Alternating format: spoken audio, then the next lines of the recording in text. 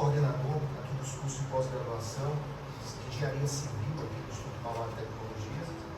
E daqui a pouco a gente apresenta aí o meu desenrolar profissional. Obrigado. Eu sou engenheiro civil, já estou no mercado desde 1983, fui formado na Bahia, na Universidade Federal da Bahia. Vim para São Paulo, moro aqui há uns 28, 29 anos já. Adoro essa terra, sou grato a São Paulo. São Paulo é muito boa para mim e para minha família, não é para a família de muita gente. Aqui que a coisa acontece, né? Então, fiz pós-graduação, fiz mestrado, fiz especialização. Meu ramo na especialização e mestrado é estruturas de concreto, a parte de cálculo estrutural. Sou calculista, mas nunca calculei no prédio. É porque eu sempre quis fazer coisas assim fora do meu dia a dia. Então, se eu era engenheiro de obra, eu não queria fazer coisa de obra, eu queria fazer cálculo, eu queria fazer outras coisas para travar um pouquinho, mexer com a cabeça e a gente estudar. Já faço esse curso aqui na Mauá há 13 anos, há quase 14 anos a gente trabalha com esse curso da Mauá.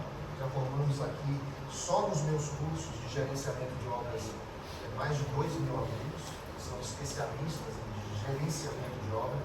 Quando a gente fala gerenciamento de obra, não é gerenciar uma obra, é ser gestor de obras. Todos nós somos gerenciadores de alguma coisa, né? Quando somos construtores, engenheiros de obras, etc. Pode começar?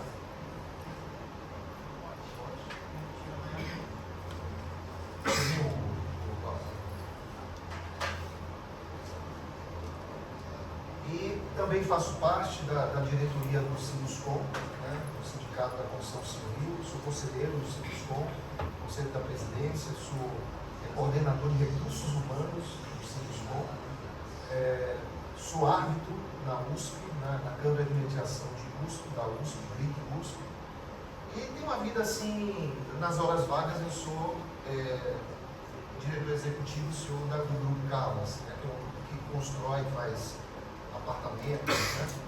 E também faz incorporação imobiliária, muito voltado para o residencial, né? Para coisa residencial.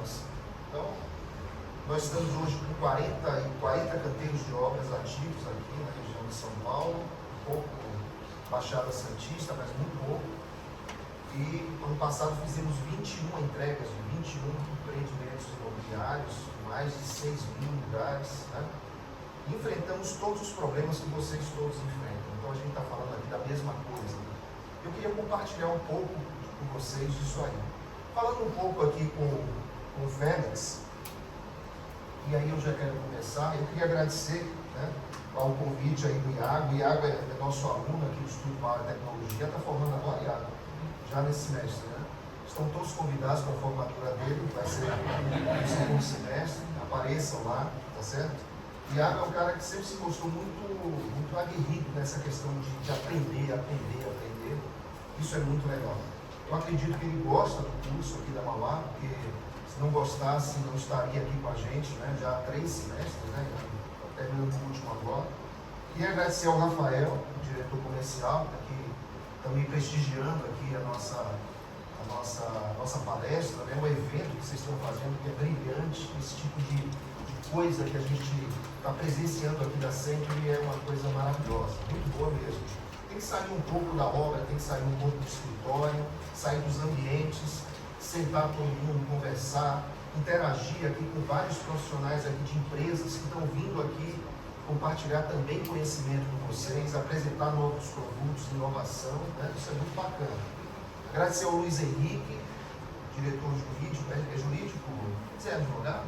Que bacana, eu tenho alunos advogados aqui que fazem gerenciamento de obra, você acredita? Eles vêm para cá para fazer gerenciamento de obra, para entender como é que funciona uma empresa de engenharia como é a empresa de vocês. Então ele vem para cá e assiste todas as aulas. Assiste aula de concreto, assiste aula de desempenho nas estruturas. Temos alguns casos aqui de advogados que fazem especialização em gestão de obras. Eu tenho quase. Quase. Porque não, na hora que você tiver, você começa a fazer besteira. Agradecer ao Lourenço, tá certo? É do Lourenço. O Lourenço sentou lá no fundão, aluno do fundão, Lourenço. Bagunceiro. Hein? bagunceiro, né? Bacana. O Luiz é diretor de obras, né? Diretor de engenharia. Agradecer também ao Félix, né? Porta-voz aqui, bonitão que faz a abertura do negócio, né? Bacana, Félix, obrigado, tá bom? E agradecer aqui as minhas colegas do Instituto Mauá, a Ana, que vai estar aqui à disposição de vocês o dia inteiro, aqui amanhã. A Márcia, que é coordenadora de marketing da nossa instituição, está aqui para cobrir o evento também, nós vamos publicar isso, porque para a gente é uma honra, um prazer receber vocês aqui. Essa casa é de vocês, o Instituto Mauá já é de vocês, já falei com o Félix Cunhado, e falei também com o Maurício, assim que vocês quiserem, puderem e desejarem, podem voltar aqui para a gente debater, fazer eventos. A gente adora fazer isso com o mercado, porque quanto mais o mercado ajuda falando dos problemas, mais a gente se melhora. Não adianta você ter um problema sozinho, guardar para você, não procurar uma solução que seja uma solução de mercado para todos. Eu até sugiro a vocês que entrem, se associem ao Sinduscom, se vocês não são associados. O Sinduscom tem pautas mensais, semanais, de muito encontro entre diretores de empresa, gerentes de empresa, que estão todo dia ali discutindo o problema do mercado. A gente discute junto, a gente está junto nesse negócio, né? Isso é muito bom para o setor, porque o setor precisa se melhorar, ainda mais em relação a gente, a pessoas, né? Então vamos lá, pessoal, você coloca só, já apareceu. Então é isso aí, é o meu breve currículo, e essa apresentação vai estar disponível para todos vocês. Vocês fiquem à vontade, aí o Iago vou mandar para ele, e aí ele distribui para vocês aí no momento oportuno, tá? Vou estar passando.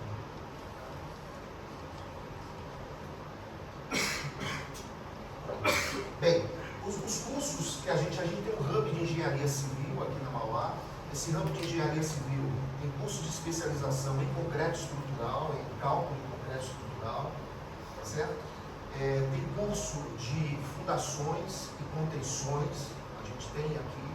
Tem curso de especialização em BIM e tem curso de especialização em estruturas, instalações prediais e curso de gerenciamento de obras civis, né? Então, o curso que eu coordeno é gerenciamento de obras civis e gestão de instalações prediais. A gestão de instalação predial, por que está acontecendo isso? Foi a demanda do setor, porque as empresas estão se verticalizando. Verticalizar uma empresa significa ela assumir a autoria e a propriedade de fazer as suas próprias coisas com mão de obra própria. Então a gente chama de verticalização. Hoje está tendo um movimento muito grande pela deficiência, Félix, de instaladora. Vocês devem estar sofrendo também com instaladoras. A gente sofre para burro, já quebraram aí as 8 instaladoras na Calas nos últimos 2, 3 anos. Então a gente sofre muito com instaladora. Então o que é que as empresas estão fazendo hoje? Elas estão criando suas próprias estruturas de instalação predial. Vou dar um exemplo a vocês. A Cirela, que é uma das maiores incorporadoras e construtoras do país, está fazendo 60 obras de instalação com equipe própria. As empresas, a Trisul está partindo para a verticalização de instalações prediais, a Calas está partindo para a verticalização de instalação. A gente já faz hoje estrutura, já faz hoje mão de obra civil, e está partindo para instalações. Porque nós não temos mão de obra qualificada para poder trabalhar nos nossos canteiros. Nos dois aspectos, os empreiteiros eles não conseguem se resolver do ponto de vista de gestão, eles não sabem gerir pessoas, não sabem gerir dinheiro, não sabem pagar os impostos, quebram o tempo inteiro, deixam um monte de pessoas dentro das obras da gente ao léu, que a gente é obrigado às vezes até a assumir essas pessoas, pagar essas pessoas, o cara simplesmente some. Então nós temos o problema do empreiteiro e temos o problema da qualificação da mão de obra, né? A qualificação da mão de obra é um dos maiores problemas hoje em dia. As equipes de obra, o que é que acontece? O balão de campo agora, elas estão envelhecendo. No ano passado eu fiz uma pesquisa junto com o Sinduscom e a Falcone, e o pessoal da Autodesk, não sei se vocês conhecem, da Autodoc, desculpe, é o pessoal que tem de Forsyth, que tem aquelas catracas, né, que entram em obras. Nós pegamos 800 mil operários na construção civil, 800 mil dados de 800 mil operários na construção civil nacional, e notamos que nos últimos 6 anos a média da idade dos operários saiu de 36 anos para 42, 41, 42 anos. Então a nossa pirâmide etária na construção civil está virando pirâmide de país desenvolvido, mas isso para a gente é muito ruim. Tá certo? Quando você chega num país desenvolvido, na Suécia, que você vê a maioria da população são pessoas de 40, 50 anos, né? É sinônimo de país desenvolvido, é país que procria menos, que tem, não é uma pirâmide etária tradicional, pirâmide mesmo, né? Mas isso já está sendo um problema, até para os países desenvolvidos, que não está entrando jovem na base, né? desse pessoal. Quando não entra jovem na base, o que é que a gente tem? Escassez. A construção civil está vivendo isso hoje. Não entra jovem na base da construção civil e a gente está tendo um problemaço, porque na tendência que está, daqui a 6 anos, a idade média da construção civil vai ser de 50 anos. Eu tenho 57 anos. Eu não aguento mais ficar o dia inteiro carregando saco de cimento nas costas, como carrega um cara de 20 anos de idade. É uma questão natural, o corpo humano, né? Acontece isso com as pessoas. Então, a gente precisa dar um jeito, discutindo até com o Félix, como é que o setor vai fazer para atrair jovens da construção civil. É um problema muito grave. Mas isso tudo se origina no fato que, nessa sala aqui, por exemplo, eu vejo que tem 4 gerações diferentes. Tem alguém de 18, 19 anos aqui? Pronto, então tem 5 gerações nessa sala. Tá certo?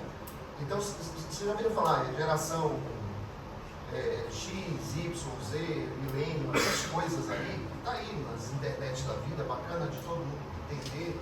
Nós temos 5 gerações. Nós temos uma geração lá no comecinho, lá, que tem 60, 65 anos, né, 57 anos, que é muito tradicional, é muito ortodoxa, é o cara que gosta de escrever, o cara que gosta de ler, o cara que tem um senso de disciplina, só sabe fazer 1, 2 coisas ao mesmo tempo, entendeu? Não tem nenhuma intimidade com essas questões digitais, né? Aprende o básico, né? A gente sabe, né? Pegar um WhatsApp. Eu adoro. Pois é. Mas quando você fala de um 3D, de um Revit, de uma compatibilização, já não cabe mais na cabeça da gente, esse tipo de coisa, né? Dessa geração. Quando você vai para o outro extremo, é a geração de 18, 19, 20 anos, é uma geração completamente digital. É uma geração que não quer mais trabalhar em escritório, quer ficar em casa, quer fazer 3, 4 coisas ao mesmo tempo. Ela não quer nem trabalhar numa empresa só. Ela quer ser dona do próprio nariz, ela não quer ter chefe. Né? Como é que você traz esse cara para dentro de um canteiro de obras? Né? Eu acho que eu tenho uma sugestão, trazer esse cara, se ele gosta de internet, se ele gosta de tecnologia, se ele gosta de inovação, se ele gosta de pilotar jogos eletrônicos, etc., vamos trazer essa inovação para dentro do canteiro de obras. Porque quando a gente fala, meu filho, por exemplo, foi para Nova Zelândia fazer lá, estudar inglês, essas coisas lá na Nova Zelândia, ficou um tempo lá. Ele ficou hospedado na casa de um encanador. O encanador tinha 2 SUVs, daquelas Toyotas maravilhosas que custam de 400, 500 mil reais. O cara tinha 2. Vivia numa casa belíssima de 5 suítes. Criava ovelha na casa, uma casa grande, tipo um sítio, no pé de um morro lindo, maravilhoso, que nevava no topo do morro, você enxergava a neve no topo do morro, aqui embaixo, clima tropical. Tá certo? E é encanador. Por que lá ele pode ser encanador e aquele não pode? Né? Aquele não quer ser encanador. Né? Alguma coisa está errada. Porque lá o encanador, o pedreiro, o eletricista e até o próprio montador de painéis, são coisas de montagem industrial. Né? Não é aquela coisa de ficar amassando cimento o tempo inteiro, jogando chapisco na parede, o chapisco volta para você. Né? Você fica na beira do carro de concreto e espirra na sua cara o negócio. Então, tem uma diferença. Então nós precisamos trazer isso para o Brasil, mas não é uma coisa que você vira a chave tão facilmente. Por quê? Porque a industrialização requer, por exemplo, você fazer um pré-moldado em Jundiaí, tá certo? E trazer o pré-moldado para São Paulo. Só aí você já paga ICMS. E 2 ISS quase, brigando com as prefeituras. Então, só aí já tem uns 20% a mais de custo, fora o transporte. Porque o carro vem de lá num pilar, uma viga pré-moldada, num caminhão, e ele não consegue entrar em São Paulo. Porque São Paulo tem áreas de restrição, né? Então, durante o tempo de restrição, no centro expandido de São Paulo, você não consegue entrar com o caminhão com uma carga grande no fundo. Aí quando chega à noite, você consegue entrar, você não pode fazer barulho. Não pode montar um nicho para fazer barulho. Então de dia você não pode trafegar, e à noite você não pode fazer barulho. Como é que a gente industrializa a construção? Como é que a gente industrializa a construção com a carga tributária que hoje tem no Brasil? Você não consegue industrializar. Do lado do meu escritório, eu tenho um escritório ali no Vila Nova Conceição, tem uma obra da Tegra. Obra da Tegra, obra gigante da Tegra, obra de altíssimo padrão, linda de morrer. Na nossa frente, assim. Os caras resolveram trazer estacão pré-montado. Eles resolveram trazer um estacão pré-montado. Aí o caminhão, aquela carreta gigantesca, eu via, porque eu chego cedo, eu passava 6h20, 6h15 da manhã, já estou chegando no escritório, você via aquelas carretas com esses estacões, né, parados lá, porque o cara chegou à noite, de madrugada, para poder entrar na região expandida, ele estacionou. Ali ele fica 24 horas, ele só pode sair na outra madrugada. E para tirar meia dúzia de estacas. Porque as estacas são grandes, mas são muito leves, é aço, é armadura somente. Né? Então como é que isso sobrevive? Como é que a industrialização sobrevive? Quando a gente fala de aço cortado e dobrado, todo mundo aqui conhece, né? Gerdau faz, Acerol faz, lindo de morrer. Agora fala de cortado, dobrado e armado, para você levar para a obra. Já não fica tão lindo de morrer assim. Então a gente tem hoje, pessoal, um compromisso muito sério, principalmente esse ano, de tornar a construção civil um pouco mais atrativa para jovens que entram. E não é só jovens que vão ser aprendizes, como chamamos de serventes, né? E a própria convenção ela é malvada, ela fala de não qualificado. Você é um funcionário não qualificado, né? Então a gente precisa qualificar esse aprendiz, qualificar esse servente, esse ajudante, para que ele de fato se torne um montador de alvenaria, um montador de kits hidráulicos, kits elétricos, e que ele consiga ser um encarregado, que ele consiga ser um mestre de obra, e que ele consiga ser um bom empreiteiro, um grande empreiteiro. Todos nós conhecemos empreiteiros que começaram lá embaixo, né? E viraram hoje caras que faturam milhões por ano, até mais do que nossas empresas, né? Fazendo instalações, empreitando instalações, estruturas, por exemplo. Então a gente precisa fazer esse movimento, e não é um movimento simples, né? Dentro do nosso papel, do nosso nível, que nós estamos aqui nessa sala, todos nós somos gestores, e o nosso papel é melhorar justamente a gestão de obras, né? Eu sugiro a vocês a leitura desse livro, um capítulo meu aqui que fala de espírito de dono. Vou passar uma ampliada e ser presente para você. E aqui não está a empresa, tá? Eu não pude trazer tudo para todos vocês, então ele vai quebrar, né? O livro mas está aí o livro para vocês, deve ter uma biblioteca lá na empresa de vocês. Eu fiz um capítulo chamado Espírito de Dono. Está faltando espírito de dono nas nossas empresas, tá certo? Na hora que você, por exemplo, joga um caminhão de concreto fora, porque você errou a metragem, não era aquela, eu pedi mais do que... Joga um caminhão de concreto fora, não dói tanto, como se aquele caminhão tivesse saído do seu bolso, entendeu? Então a gente precisa ter esse espírito de dono, a gente tem que encarar que a empresa é nossa, que a bobagem que nós estamos fazendo, no fim do dia, sai do nosso bolso. Porque aquilo que a gente faz no fim do dia de errado, deixa de ser uma melhoria de salário que você possa ter, deixa de ser uma bonificação no ano que vem, deixa de ser uma promoção, deixa de ser um benefício que a empresa pode dar para cada um de nós. Gente, isso não acontece na minha, na sua empresa, não acontece em todo o mercado. A construção civil hoje desperdiça muito, joga coisa fora o tempo inteiro. Quando a gente fala hoje que nós temos uma perda, isso tem estudos aí do Sinduscon, vocês querem, olhem o tempo inteiro, se vocês quiserem, se não tiverem, eu passo para vocês. Hoje nós produzimos 0,16 metros, tá certo? Olha só, 0,16 metros de resíduo de entulho por metro quadrado de construção, tá certo? Então é como se a gente tivesse 16 centímetros de entulho, tá certo? Em toda a nossa área construída jogando fora.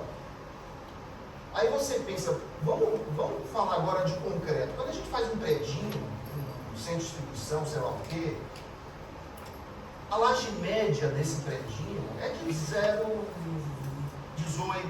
0,15. O que é a laje média? É todo o volume de concreto dividido pela área construída. Significa que a gente está jogando fora a mesma coisa que a gente compra de concreto na obra, o mesmo volume, né? Imagina o prejuízo que está trazendo para a empresa, para nós todos somos donos dessa empresa, e o que está trazendo para o meio ambiente. Só quem ganha esse dinheiro é o fornecedor, tá certo? Me desculpa, mas você não tem culpa nenhuma, porque ele vende mais. O cara de concreto, ele não só vende aquele volume, não, ele vende aquele volume mais uma perda de 10%. O cara do aço vende aquele volume mais uma perda de 5%. E aí vai. Só quem ganha é o fornecedor. E todos os outros perdem com isso. Toda a cadeia perde com isso. Claro, de resíduo e com desperdício de grana, né, que nós temos aí. Bem, vamos falar agora do ciclo de vida do projeto. Vai ser uma coisa muito rápida, porque a gente não tem muito tempo, mas esse material vai ficar na mão de vocês. Hoje em dia, né, tem um PMO aqui, não tem? Você é certificado do PMI? Né? Maravilha. Existe hoje um ciclo de vida do projeto do PMI. O PMI é um organismo internacional que certifica gerentes de projeto. Né? O ciclo de vida é um ciclo de vida baseado em 10 áreas de conhecimento. Né? Todo projeto tem um começo, meio e fim. Então é isso que o PMI prega. Eu também aprendi lá a pregar isso aqui. Mas hoje a gente está vendo isso de uma forma diferente. Né? De se fazer esse ciclo de vida pensando no BIM, né? Que é a modelagem BIM, modelagem da informação da construção.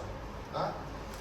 Que o ciclo de vida ele é mais fácil da gente enxergar. Isso aqui já é uma adaptação para a questão da inovação que nós temos nas nossas obras, nos nossos canteiros, nos nossos escritórios. Por exemplo, você tem a fase de projeto, a fase de execução e a fase de operação. Né? A fase de operação é uma fase muito importante do empreendimento. Nela estão colocadas 70% do custo do ciclo de vida completo.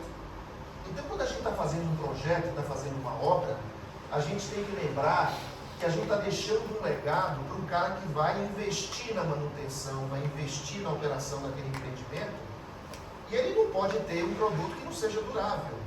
Ele não pode ter um produto que dure um ano, porque aí a gente entra no meio ambiente de novo. No momento que a gente faz porcaria na obra e a gente gera entulho para o usuário final, tá certo? A gente está machucando o meio ambiente. Quantas e quantas vezes a gente vê prédios prontos, né, obras prontas, e no dia seguinte tem 20 caçambas de entulho na porta, o pessoal quebrando o banheiro que recebeu, porque ele quer trocar a cerâmica. Não é melhor entregar sem cerâmica? Entrega no cinza, entrega sem acabamento do cara, aí não precisa destruir aquilo que já está feito. Não precisa jogar fora aquilo que está feito. Não, ele não gostou da ducha da Deca, então ele pega aquela ducha, joga fora e volta lá a Fabrimar, que é melhor. Estou puxando o saco dela. Coloca... Aí pega a Fabrimar e coloca lá no lugar, tá certo? Então, a gente desperdiça muito. E quem desperdiça mais do que a gente é o cara que opera e mantém o empreendimento pronto Porque nós estamos fazendo porcaria tanto no projeto quanto na execução. Gente, quando eu falo nós, é o mercado como um todo. Eu sempre, quando falo nós, é o mercado inteiro. Isso é percepção do mercado. A terminalidade nas nossas obras do mercado está muito ruim. A gente está levando mais tempo para terminar a obra do que para fazer a obra. O que acontece hoje, eu não sei se vocês já mediram na empresa de vocês, os histogramas de obra. Antigamente o histograma era, você começava, você tinha um grande volume de gente e depois, acabando a obra, você começava a reduzir pessoas, né? Hoje não, você começa a obra, tem gente aqui e na hora de terminar a obra você tem mais gente ainda. Você tem mais gente no momento de terminar a obra do que no momento de fazer a obra. É impressionante. Lá na nossa empresa, agora eu falo pela empresa, tem obra minha que vai acabar daqui a 2 meses, os caras não querem contratar gente, e fica puto que eu não deixo contratar. Mas como é que você vai contratar a obra se a obra está acabando? Não, porque tem que terminar o que o empreiteiro não fez, chama o empreiteiro. Ah, o empreiteiro sumiu, tem retenção? Tem retenção. Tira da retenção dele, quanto tem de retenção? Ah, tem 100 mil de retenção, então pode contratar e a gente vai tirar da retenção do cara. Os caras precisam aprender isso. Se a gente não domesticar, me desculpe a palavra, o empreiteiro, tá certo? Se a gente não evangelizar o nosso povo de obra, a gente não vai conseguir chegar lá. A terminalidade de obra está muito ruim. Né? E além disso, joga o problema para quem opera o empreendimento. A gente está entregando empreendimentos ruins de fazer manutenção, empreendimentos que não têm durabilidade, e agora com a norma de desempenho, pessoal, para residenciais. Mas não significa que quem faz centro de distribuição, obras públicas, escolas, creches, etc., não está sujeito a isso. Está sujeito a isso sim. Porque na hora que o juiz entender que existe aqui no residencial uma norma de desempenho que te obriga a garantir vida útil, por exemplo, de um concreto durante 50 anos, por que para lá é 50 anos e para cá não é? E aí começa a ter, né, os advogados adoram isso, essa similaridade de casos, e o juiz entende como ele quiser. O juiz não segue norma de desempenho, até mesmo porque norma não é lei, apesar de ter força de lei. Está lá no Código do Consumidor, que norma tem que ser seguida. Né? Nós temos que receber e entregar produtos que estejam normatizados. Né? Então, a norma tem força de lei. Mas é quem dá força de lei à norma é o Código do Consumidor. Quem dá força de lei à norma é o Corpo de Bombeiro, que diz o seguinte: olha, você tem que projetar o seu sprinkler, o seu centro de distribuição, a partir da norma tal. Então ela passa a ter força de lei. Porque o Código do Corpo de Bombeiro é lei, é um decreto estadual. E decretos estaduais são leis, tá certo? Na hora que a prefeitura faz lá um decreto de uso do solo e cita as normas da ABNT, virou lei. Então, mas só que o juiz, ele não respeita nem as leis. Imagine se ele vai respeitar a norma técnica. Então a gente precisa caminhar certo de todos os lados, né? De todos eles. Então o primeiro passo que a gente tem aqui, ó, só para vocês entenderem, quando a gente começa aqui, ó, a gente vai pintando de vermelho cada passo desse aqui, tá? O primeiro passo é o briefing. Eu estou fazendo de conta, senhores, que o seu cliente quer um centro de distribuição, vocês fazem centro de distribuição, mas ele não sabe nem onde é que ele quer. Então ele quer um centro de distribuição, mas na região de Barueri, ele não tem o terreno, ele não conhece engenharia, e a Century foi contratada para fazer a gestão desse empreendimento de cabo a rabo. De estar com o cliente desde o momento da escolha do terreno até o momento da entrega do empreendimento. Isso é muito bacana, isso fideliza o cliente. Isso é bacana de vender, tá certo? Você entrar com o cliente e dizer: o que você quer? Qual é o briefing que você tem? Né? O que é que o briefing diz o seguinte: o que é que o proprietário deseja, que produto ele quer, um centro de distribuição, um prédio, qual é o prazo? Qual é o budget, qual é o dinheiro que ele tem para investir? Qual é a localização e quais são as necessidades dele? Entra uma empresa de engenharia lá no Avon, por exemplo, ou na Natura, E não tem profissionais como vocês, né, que vai dar essa consultoria ao cliente desde a escolha do terreno. Porque se o cliente escolher mal o terreno de um centro de distribuição, vai onerar o quê? Você pega um terreno com argila mole, terreno com água, né? Aí começa, a fundação não pode ser uma fundação direta, nós vamos fazer um estaco. O piso não pode ser apoiado no solo, vamos fazer um piso armado, né? A localização que tem é uma localização muito quente, vai trabalhar pessoas lá dentro, vai ter que ter um alto nível de ventilação natural e às vezes até ventilação mecânica forçada. Então, no final das contas, o cliente chega para você, mas eu quero que custe R$2.000 o metro quadrado. Né? Um terreno porcaria daquele, perde um negócio você e perde um negócio o cliente. Então você tem que conduzir o cliente para que ele escolha o melhor terreno. O melhor terreno é a melhor qualidade de terreno e às vezes não está na melhor localização.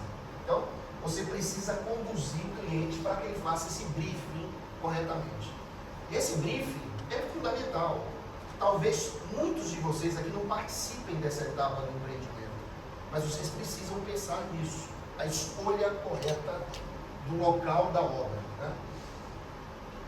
Segundo, escolhemos lá o terreno, a gente sabe mais ou menos onde é o terreno, vamos fazer um estudo preliminar, um anteprojeto, que é a segunda fase. Então, se produz ali uma plantinha baixa, né, uma coisa bem de arquiteto, coisa de massa, de fluxo, se resolve a quantidade de pessoas que vai trabalhar, as áreas técnicas, as áreas de vivência desse centro de distribuição, e o cliente diz assim, olha, é isso que eu quero.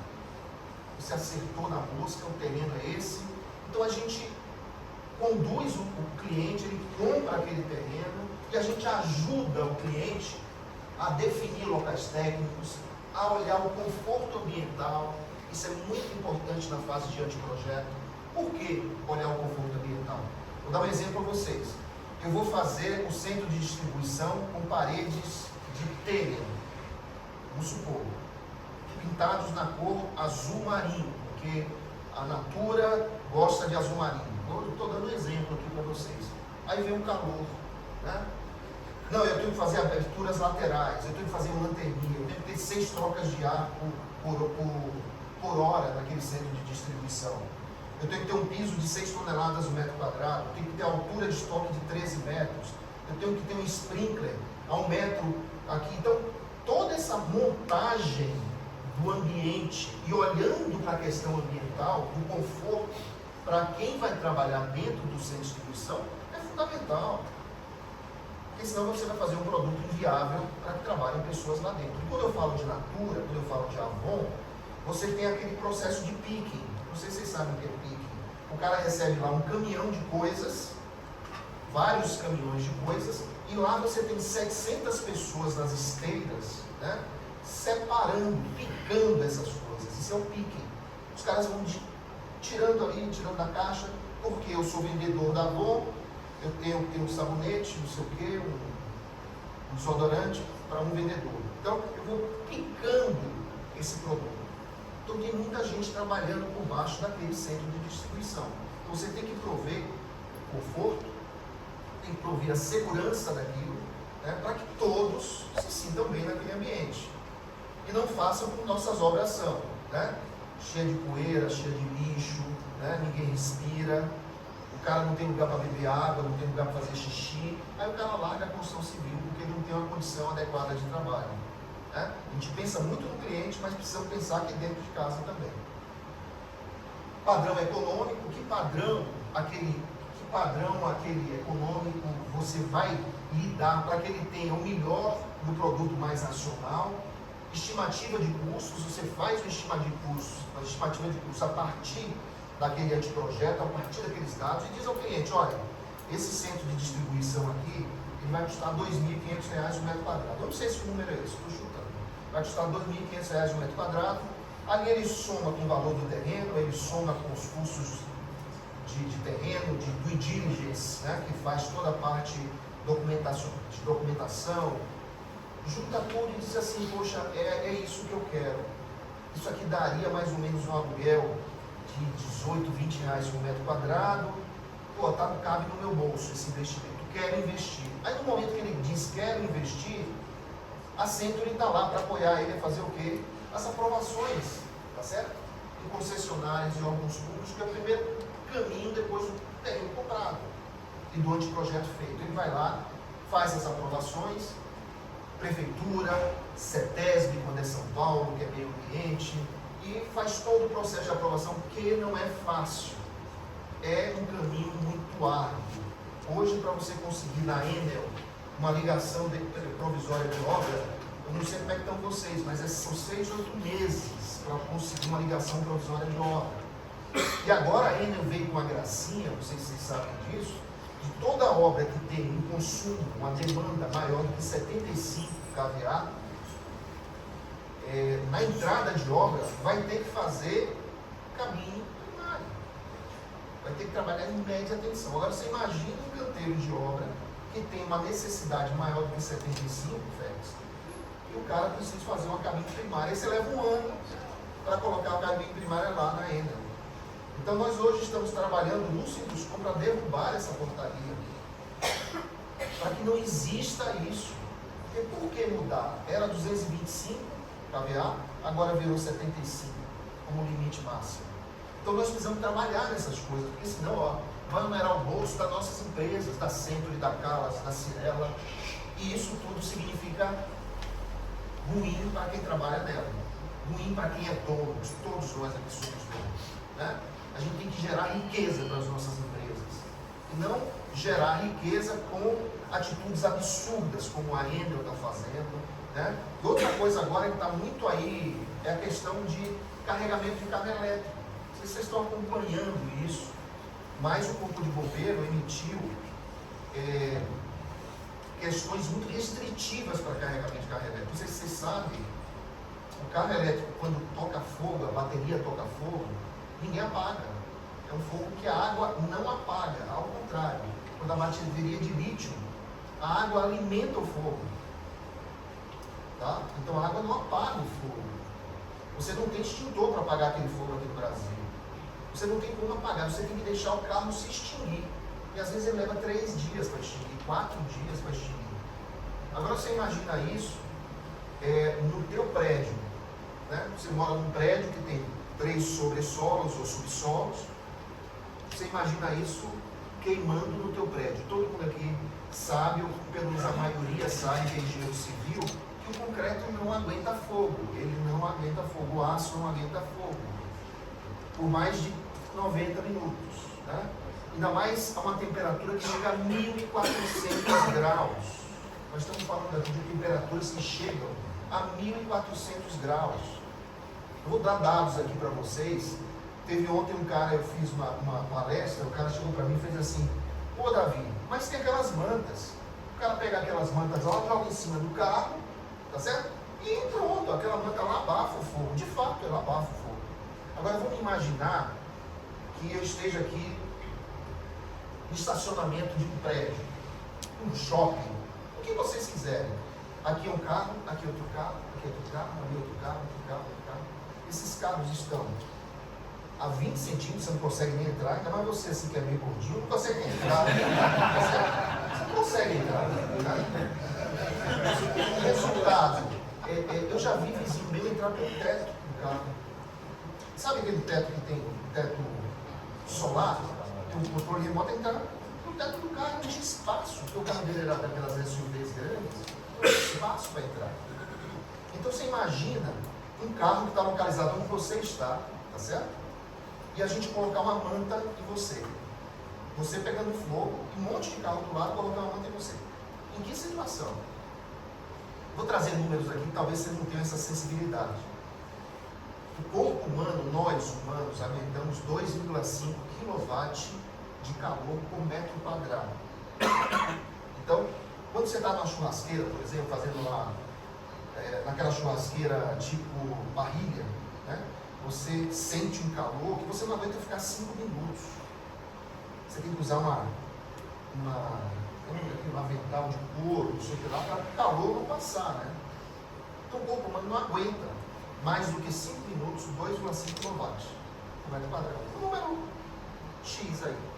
O corpo de bombeiro, que coloca aquelas roupas todas, só suporta até 3,5. Então passa de 2,5 para 3,5.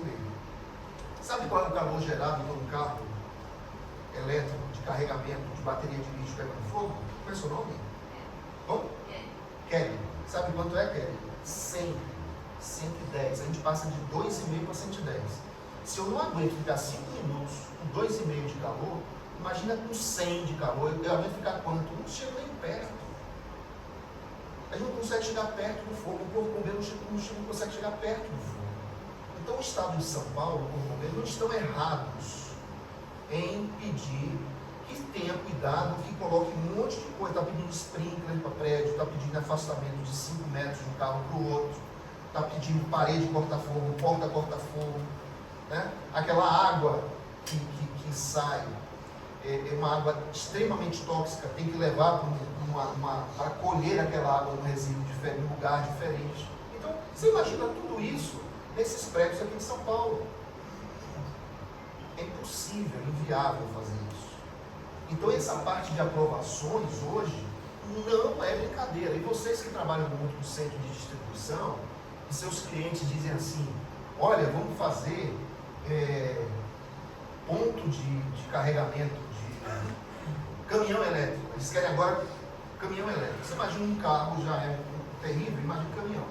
E hoje tem gente carregando bateria, talvez alguns de vocês. Tem aquela bicicletinha, né? Elétrica, tem aquela bateriazinha, pega a bateria, vai dormir, coloca onde para carregar? No apartamento, no carro. Aquilo ali é uma bomba dentro do seu apartamento. Nós ainda não temos legislação, segurança, e não estou falando de carga elétrica, tá, pessoal? Carga elétrica todo mundo sabe fazer. Tem normas já para isso, tem tudo. Mas nós não temos hoje condição de combater incêndios de carros elétricos. Então, esse tipo de papo que eu estou tendo com vocês precisam ter com o cliente de vocês, para vocês saberem o risco que eles estão inseridos. Não é para desanimar o cara, mas é para dizer ao cara, há um risco, há esse decreto do corpo bombeiro que está saindo aí, vamos tomar cuidado. Quer fazer carregamento de carro elétrico? Faça muito distante da edificação. Então, esse é o papel do bom gestor, esse é o papel do bom projetista. E não só estar lá para poder pegar um projeto e fazer uma parede. Vocês estão sendo pagos hoje para pensar. Tá certo?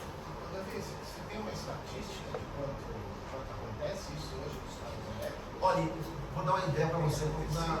Na Inglaterra, no passado,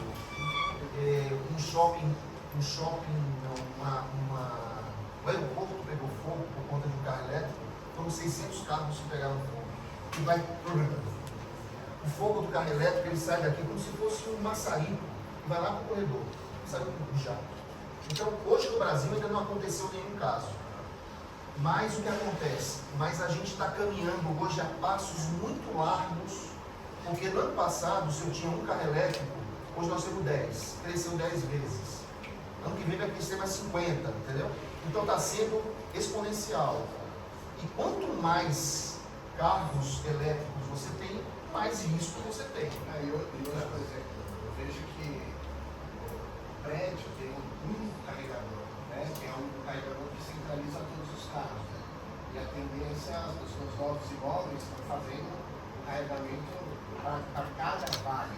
Né? Ou a tendência é isso. Exatamente. Então, assim, o caos vai ser muito maior. E esse ponto, até esse ponto isolado, esse ponto tem que ser feito do lado de fora, nunca do lado de dentro da edificação. Que é isso que eu disse a você, se tiver um carro elétrico tocando fogo naquele estacionamento lá do outro lado da rua, não tem problema nenhum, deixa lá o fogo consumir o carro. O máximo que vai acontecer é perder o carro. Agora, embaixo de uma construção, sob uma construção, é ruim. Então, senhores, tivemos aí um anteprojeto, vamos passar agora para o projeto executivo, né? Que é a fase, talvez, mais importante, que tem que preceder a obra. Todo mundo aqui dentro vai dizer, isso é teoria, e de fato chega a ser, né? Começar a obra com um bom projeto executivo feito, né, é o sonho dourado de muita gente. E eu sei que vocês estão, tem gente sorrindo aí, diz, eu isso com o meu chefe todo dia, ele não acredita, o projeto está uma droga e tal, mas de fato é. Por quê? Porque a qualidade dos nossos projetistas também foi para o saco. Hoje, para você ter um projetista como o Revald, por exemplo, que é um cara espetacular de parte de instalações, etc, é muito raro você achar. Surgiram muitos projetistas e a qualidade deles piorou muito. Não só de instalação, estou falando de estrutura, de fundação, o que vocês quiserem falar, certo? Os projetos executivos, eles não são completos. E eles têm que ter tudo isso aqui: instalação, sondagem, instalações especiais, paisagismo, impermeabilização, etc.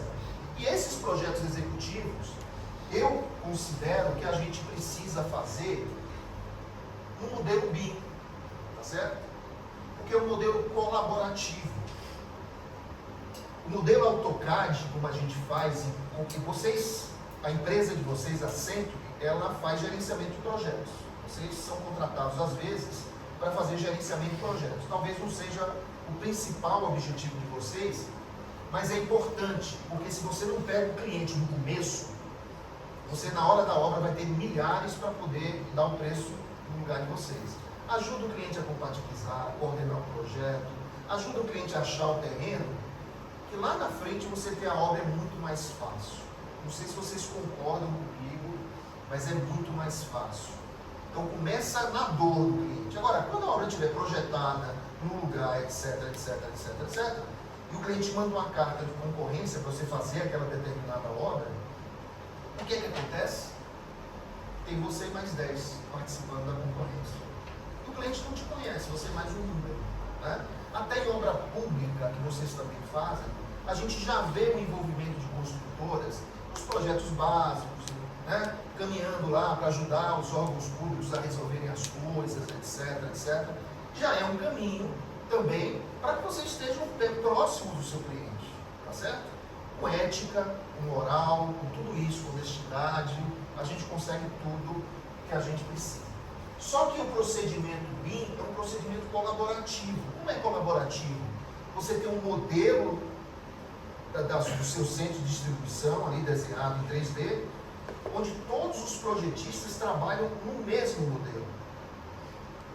Não é você pega um projeto de arquitetura, manda para o cara da fundação, aí ele faz a fundação. Aí você pega o projeto de fundação, manda para o cara da estrutura, o cara vai e faz a estrutura. Esse cara da estrutura manda para o cara de instalação, que tem o shaft, não sei o que lá. E aí vai.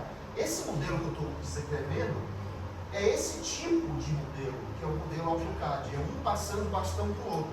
O problema, senhores, é quando chega no final, está tudo cagado. Os projetos estão todos sem compatibilização, está uma droga. Né?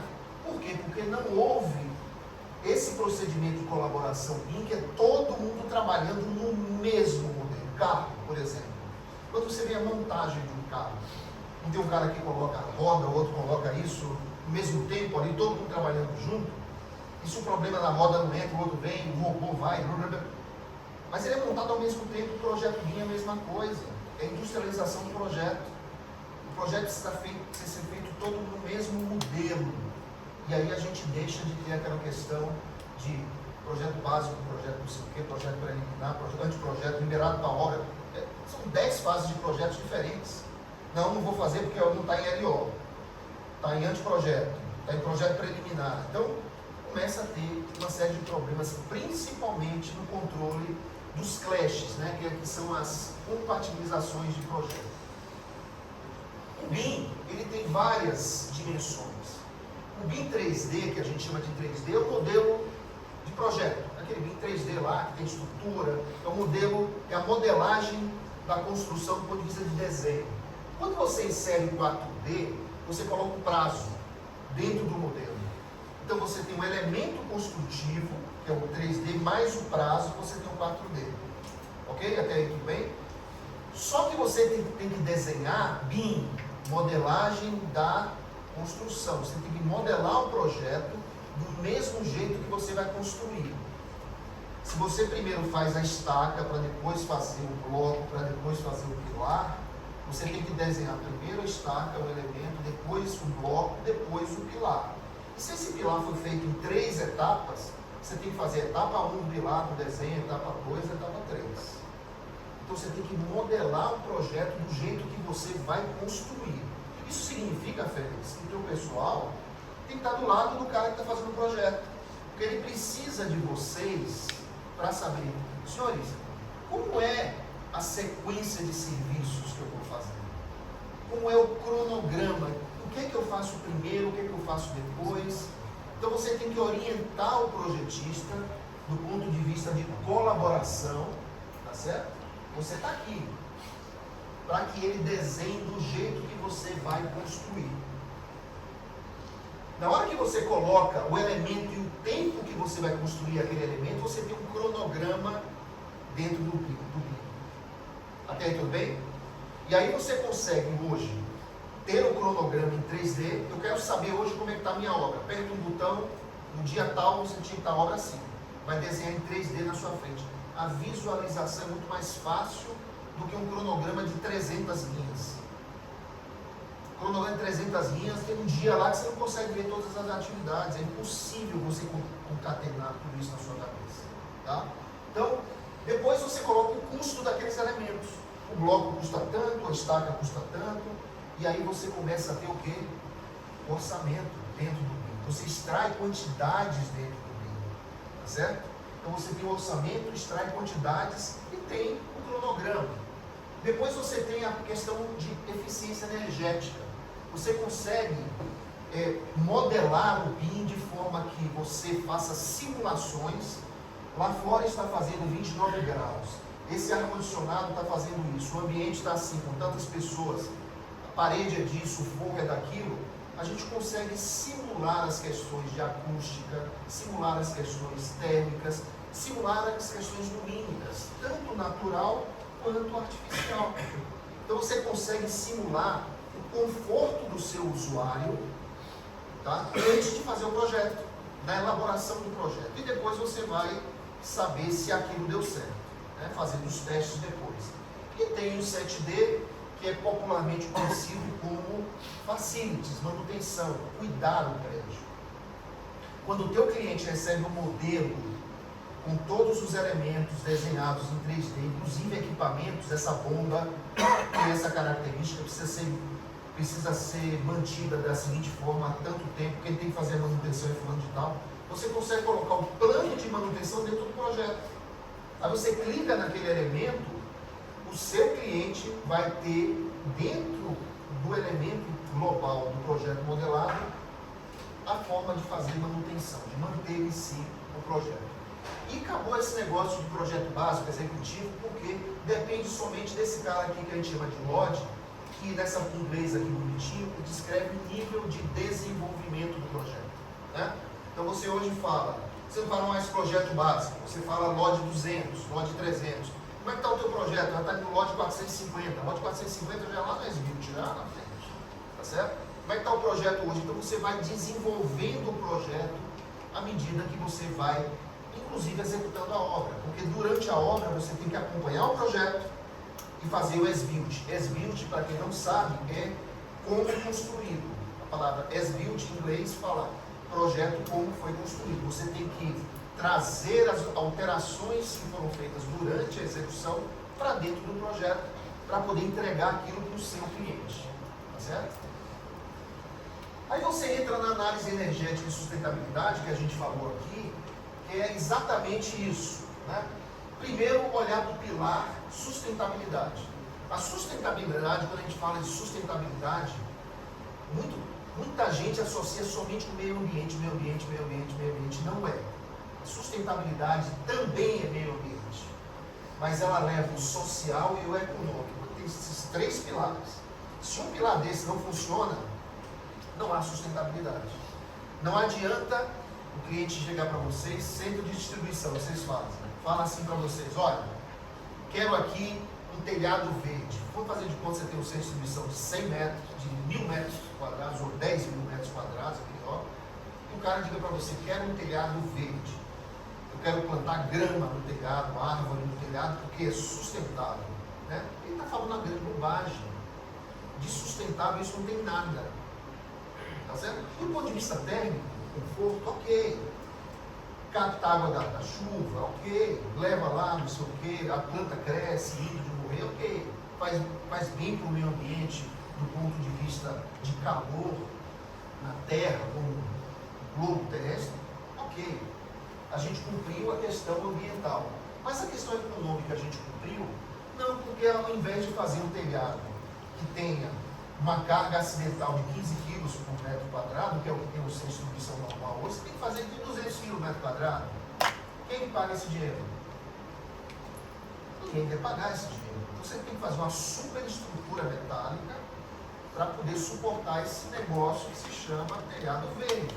É por isso que esse negócio deixou de ter uso no Brasil. Ninguém fala mais desse negócio. Tem algum de vocês que vai apresentar telhado verde aqui? Deixa eu me perguntar antes, né? Mas o telhado verde hoje, por que não é para frente? Porque custa caro. A perna econômica não se sustenta. Tá certo? Gera emprego, cumprir essas duas pernas. Mas o econômico não tem isso. Então, quando a gente falar em sustentabilidade, pessoal, lembra dessas três pernas. Né? Porque a gente não pode fazer nada que não atenda a essas três coisas ao mesmo tempo. A mesma coisa é você não atender o meio ambiente. Você criar um sistema construtivo que gere muito resíduo, mas que seja econômico. Você não resolve o problema ambiental. Então não é sustentável. E por outro lado, a gente ouve falar muito aí em ESG, ou em português ESG, que às vezes as pessoas também confundem com sustentabilidade e não é. Né? O ESG está muito na moda, muitas empresas estão se declarando que tem políticas de ESG, tá certo? E não é difícil ter, não é certificação. ESG você não tem um diploma, pelo menos até agora você não tem. Como você tem hoje no ISO 9001, você tem lá um certificado ISO 9001, mas você não tem certificado de ESG, tá certo? O ESG, ele se baseia nas questões ambientais, o desempenho ambiental, na questão social, como é a sustentabilidade, que é a questão de como a empresa gerencia os relacionamentos com seus empregados, os benefícios, etc. E tem a questão da governança, a grande diferença da sustentabilidade. A questão da governança é transparência, é você ter conselho de administração das grandes empresas, né? É você ter políticas de ética, é o funcionário entrar na empresa e assinar um código de ética da vida, se comprometer a não levar os dados da empresa para casa. O que a gente mais vê é funcionário desonesto, que pega, depois que ele acaba, ele é demitido, pega demissão, ele leva um monte de informação que foi gerada pela empresa e para a empresa. Esses dados não são nossos, esses dados são da empresa. Então, esse tipo de transparência a gente precisa ter com nossas empresas. Né? Porque se você, funcionário, chegar na minha empresa, vindo da Centro, eu sou, Davi, eu trouxe esse CD aqui com todo o procedimento de qualidade da Centro, e para mim você já não serve. Você para mim já não serve. Eu não vou querer nem te receber na minha empresa. Você achando que está trazendo um negócio bacana, aquela velha malandragem, né? Da gente teve a minha geração, né? Da geração lá de baixo, ela gostava da malandragem, você ser malandro, né? No ambiente de trabalho, todo mundo gostava de um funcionário malandro, enrolava aqui o fiscal, enrolava não sei quem, media mais com o banco sem fazer, né? Hoje em dia, por essas questões de governança, não é bem visto nas empresas. Então, até esses novos moldes, a gente precisa estar sempre em revisão das nossas atitudes, né? Esse livro que eu dei para vocês me desculpem que eu só trouxe esse balanço de skills aqui, eu não estou fazendo propaganda disso, não estou dando nada por isso. Eu escrevi, é best-seller, eu escrevi 5 livros desses com a Lucedile, com o autor, não ganhei R$1, ao contrário, a gente paga para fazer. Eu paguei R$2.800 para escrever esse livro. Eu ganho 70 livros e pronto. E o cara pode vender já milhares de cópias, não é nada. Não é nada. Mas é bom a gente colocar aqui dentro aquilo que a gente pensa, né? E o que os outros pensam. Então, a habilidade comportamental das pessoas hoje é o que está sendo mais requerido dentro das empresas. Eu estava falando há pouco, obrigado, Félix. Eu estava falando há pouco com o Félix aqui, e o Félix que começou essa o papo. Ele disse assim, nós precisamos ver, Davi, a habilidade das pessoas. A gente não está preocupado com as habilidades comportamentais das pessoas, que são as soft skills, né?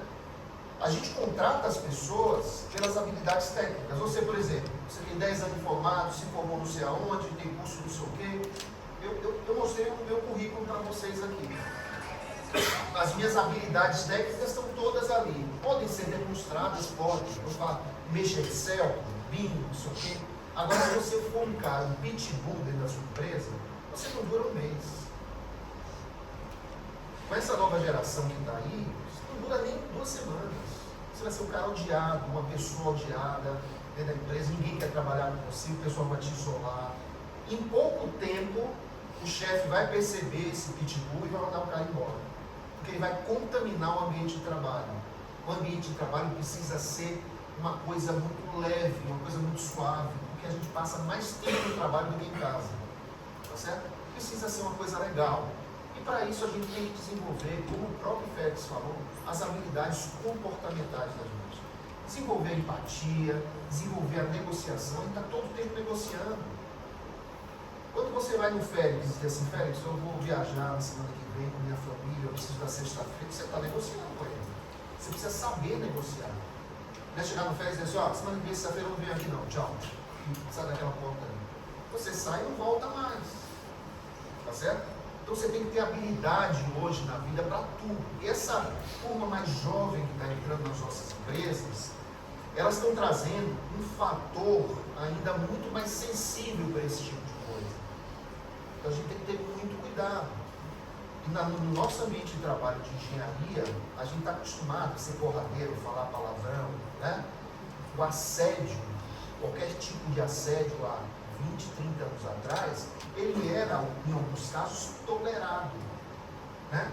Hoje em dia não é mais tolerado. Você até faz uma brincadeira com a pessoa, eu sou baiano, tá certo? Eu sou baiano, eu sou moreno, eu tenho raízes, né? O meu bisavô era uma pessoa preta, tá certo? Eu tenho na família, o meu filho é 2 vezes mais moreno do que eu, tá certo? Não tem problema nenhum com isso. Mas a gente lá atrás, 20, 30 anos atrás, estava acostumado a fazer brincadeira, entendeu? Hoje em dia eu nem penso mais em fazer brincadeira desse tipo. A gente mudou de escala nesse sentido. Então, dentro das nossas empresas, a gente precisa ter muito cuidado com isso, né? E do mesmo jeito que o cara é albino, é branco, é amarelo, é chinês, é japonês. Ah, não tem japonês aqui? Não. Como é que você não tem japonês na sua empresa? É preconceito, porque o BTG, acho que foi BTG ou XP, não sei, tirou uma foto, não sei se vocês lembram disso, no ano passado, com todos os funcionários dela num rooftop lá no Rio de Janeiro, na beira da lagoa. Você lembra disso? Tirou a foto, tá com todo mundo. Não tinha uma pessoa preta naquela foto. Isso virou escarcéu no mercado. Pessoas chover coisa para lá, chover coisa para cá. Então, a gente tem que ter muito cuidado com isso. Eu brinquei com vocês, tem japonês aqui, não tem. Daqui a pouco vão dizer que a empresa de vocês discrimina japonês. Não gosta de trabalhar com japonês, entendeu? Então, é muito grave. Tudo que a gente fala hoje em dia, a gente tem que ter muito cuidado. Todo mundo gravando, todo mundo tirando fotografia no WhatsApp, não sei o quê. Então, pessoal, é habilidade comportamental na veia. Hoje ela é mais importante do que a habilidade técnica das pessoas. Então, se aprofundem nesses temas, por favor. Tá? E a questão de governança, que é integridade, transparência da empresa, responsabilidade, perenidade, igualdade, ética. Né? O que é ética numa empresa? A norma MBR pede para que você faça de um jeito e você faz. Você atender às normas reguladoras é ética. Ser ética não é só honesto, não. Né? Às vezes a gente, ético, eu sou um cara ético. Mas se eu não cumpro as normas técnicas brasileiras, os regulamentos do Corpo Bombeiro, eu não sou ético. Então, a gente precisa ser ético na empresa. A gente precisa ter, por exemplo, uma coisa bem bacana, seu nome é Solange. Solange, ter mulheres nos conselhos de administração hoje das grandes empresas soa muito bem para a questão de ESG, de governança. As mulheres, elas dão uma temperança,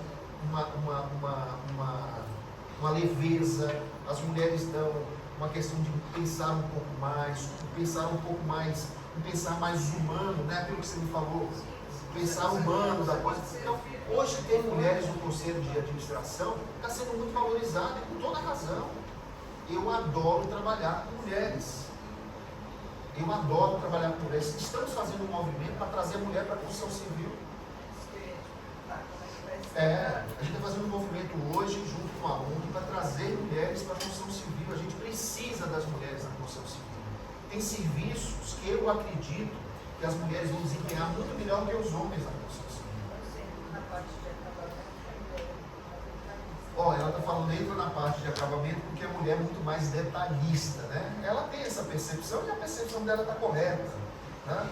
Por exemplo, montagens, instalações, montagem de quadros elétricos, as mulheres devem fazer muitíssimo bem, tá certo? Trabalhos intelectuais, dentro de obra, dentro de canteiro de obra, gente, é outra realidade. O que antes a mulher era feita para ficar dentro de casa cuidando de filho, a geração de hoje nem filho quer ter. Oi. Contribuindo com isso, algumas de nós, há 30 anos, não tinha toalete feminino em indústrias, né? Eu estive com o Rafael por muitos anos no Grupo Votorantim. Eu lá para, acho que uns 24 anos, cheguei na indústria muito animada, e eu falava assim, o toalete feminino, precisamos providenciar um para você.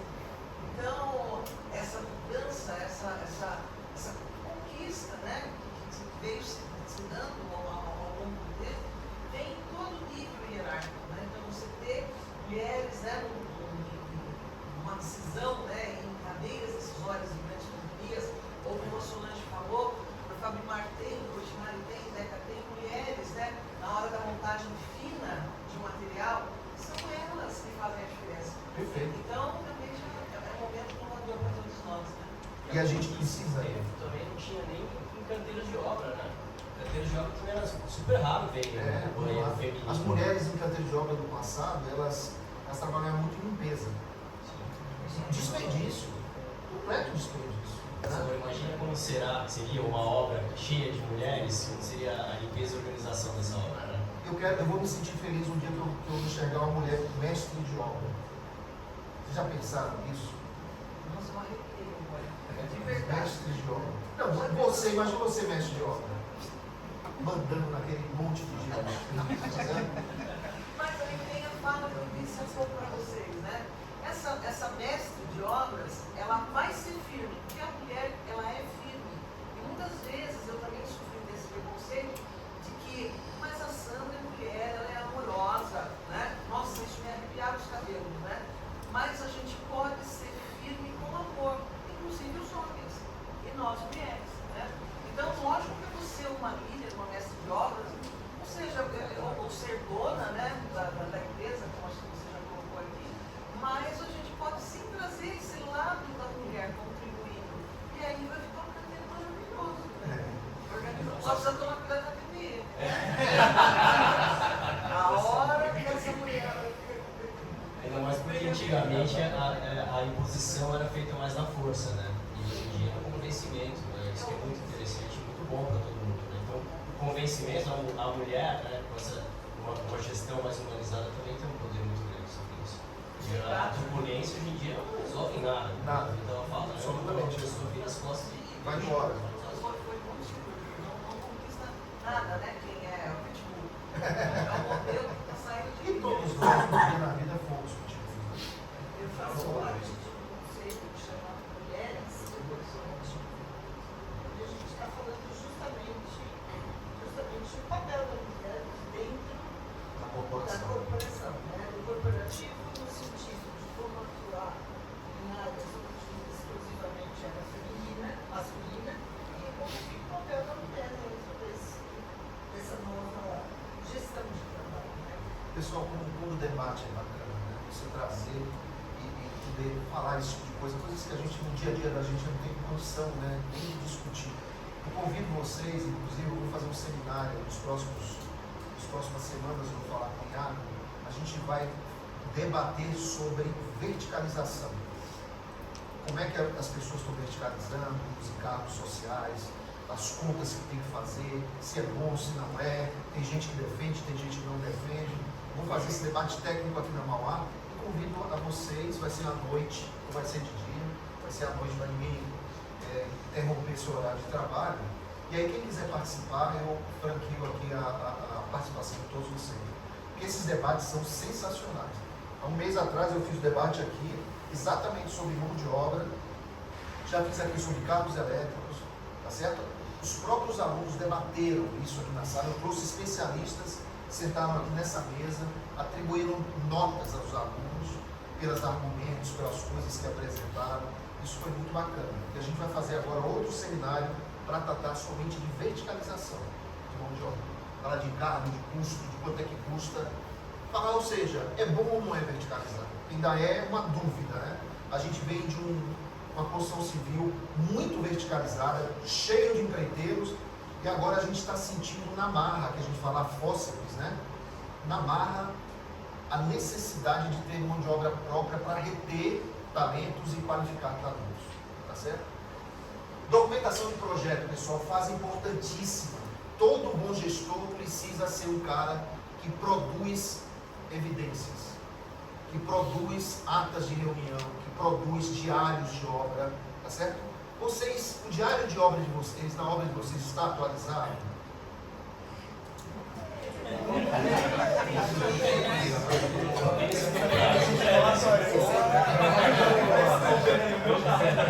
Vamos descobrir hoje, afinal do dia a gente descobre. Pois é, pessoal, aí eu pergunto de novo, e se está atualizado, o que é que vocês escrevem nesse diário de obra? Será que vocês escrevem tudo? Por exemplo, o Félix vai na obra e fala lá meia dúzia de coisas que ele sugere que vocês façam. Vocês escrevem isso no diário de obras? Vocês escrevem quando vai um consultor na obra de vocês, para ver a fundação, a terraplenagem, sei lá, o concreto, teve um problema na hidráulica, vocês registram isso? Vocês escrevem quando o cliente vai na obra de vocês? Vocês precisam registrar tudo. O diário de obra não é lugar para você ficar. Hoje eu tenho 10 pedreiros, 4 carpinteiros, sei lá, sei lá. Hoje choveu, não choveu. Hoje eu tenho uma betoneira, não sei o que, não sei o que. Fecha o diário de obra. Não é só para isso. Isso é 5% do diário de obra. O diário de obra é importantíssimo, senhores. Vocês só descobrem a necessidade do diário de obra na hora que vocês tiverem que usar. Na hora que vocês forem para a justiça, tá? Resolver algum problema de cliente, a primeira coisa que o juiz vai querer assim, passa para cá o diário de obras. Você não tem. E se tem, ou vai fabricar naquele momento para dar para o juiz, né? Não, vamos fazer aqui o diário de obra rapidinho. Você vai escrever aquilo que interessa. Ou vai escrever mentira, inverdades, coisas que não tem sentido, não tem nexo. Você não se lembra mais se choveu, se deixou de chover, se você perdeu o prazo, não perdeu. Choveu hoje, ok. Mas essa chuva teve consequência de quantos dias? Às vezes chove 10 minutos, você perde um mês de obra. Eu tenho uma obra aqui no Campo Belo, que eu entreguei agora esse ano, que teve uma chuva que os bueiros do Campo Belo simplesmente entrou água nos 5 subsolos que a gente tem lá. WhatsApp não é diário de obra, né? WhatsApp, né? Aí já é aquela geração aquela geração Z, né? Que pega o diário do WhatsApp e fica registrando as coisas no WhatsApp. Gente, isso precisa mudar. Isso não é problema só meu nem de vocês. Isso é um problema do mercado. As pessoas precisam saber registrar aquilo que acontece. Ata de reunião, diário de obra, e-mails é uma forma importante de se ter toda a documentação da obra organizada, né? E não é só documentação técnica, gerencial, técnica, administrativa, financeira, qualidade. Hoje vocês vão fazer uma obra residencial, vamos supor, eu sei que vocês estão gerenciando aí uma obra residencial, vocês têm que guardar evidências durante 50 anos. Você tem que provar durante 50 anos que você projetou o concreto direito, que você executou o concreto direito, que você fez todos os ensaios técnicos direito, e além disso, o prédio, o condomínio fez manutenção durante esses anos, de acordo com o manual que você forneceu. Se você não tiver isso na mão, você vai responder daqui a 40 anos por um dano estrutural na sua obra. Então o gerente hoje, o gestor hoje, que não produz documentação, não é burocratizar, tá pessoal? É fazer a coisa mais simples possível que retrate a realidade formal. Não produz documentação, está fadado ao declínio. Tá? Então, por favor, olhem os diários de obras de vocês, a forma com que você se relaciona com o seu cliente. O cliente chega na obra, eu não gostei dessa parede amarela não, pinta aí de preto, né? Você vai lá e pinta, não escreve, não manda antes um adicional para ele, não faz as contas, aí você faz querendo ser bonzinho, no final das contas ele fala assim, não fui eu que mandei pintar de preto não. Ou, não, eu mandei pintar, mas eu pensei que ia custar a mesma coisa, vou te pagar adicional. Quantas vezes você já deve ter passado por isso aqui, né? Se fosse de vocês aquela obra, se vocês fossem os donos daquele negócio, vocês fariam assim? Se eu chegasse para você e dissesse, ó, toca fogo naquele carro lá fora, o carro é teu, você faria assim? Não, claro que não. Vocês são loucos fazer isso. É a mesma coisa com a empresa. O cliente manda você fazer um negócio errado, você vai lá e faz. Né? Então, não façam isso, se documentem. Isso é importantíssimo. Né? Documentar-se no sentido do processo em si. Não é ficar documentando coisas de empresa, de fofoca, não. É coisas do processo de vocês. Tá? A questão de planejamento. Né? Preparar-se para o inevitável, prevenindo o indesejável e controlando o que for controlável. É a etapa fundamental do empreendimento, é planejamento. Né? O tempo dedicado ao planejamento tem que ser muito maior do que o tempo dedicado para executar. Você precisa pensar muito mais antes de você fazer. Tá? Bem, o que é que eu entendo como planejamento e eu defendo isso atualmente? Dá para você apagar a segunda, por favor? Obrigado. O que é que eu defendo arduamente? Primeiro, você inicia a obra, isso vai estar na mão de vocês, tá? Você inicia a obra e faz um termo de abertura de projeto. O que é o termo de abertura de projeto? Eu tenho um documento, eu tenho um alvará, quem vai ser o gerente de obra, qual é o preço, eu tenho um contrato, ou seja, junta toda a documentação inicial daquela obra, prazo, tudo que você tem que juntar nesse termo de abertura de projeto. O que é que o cliente quer, o contrato que você tem com o seu cliente. Você vai começar uma obra sem uma obra de serviço, sem um contrato? Não deve. Né?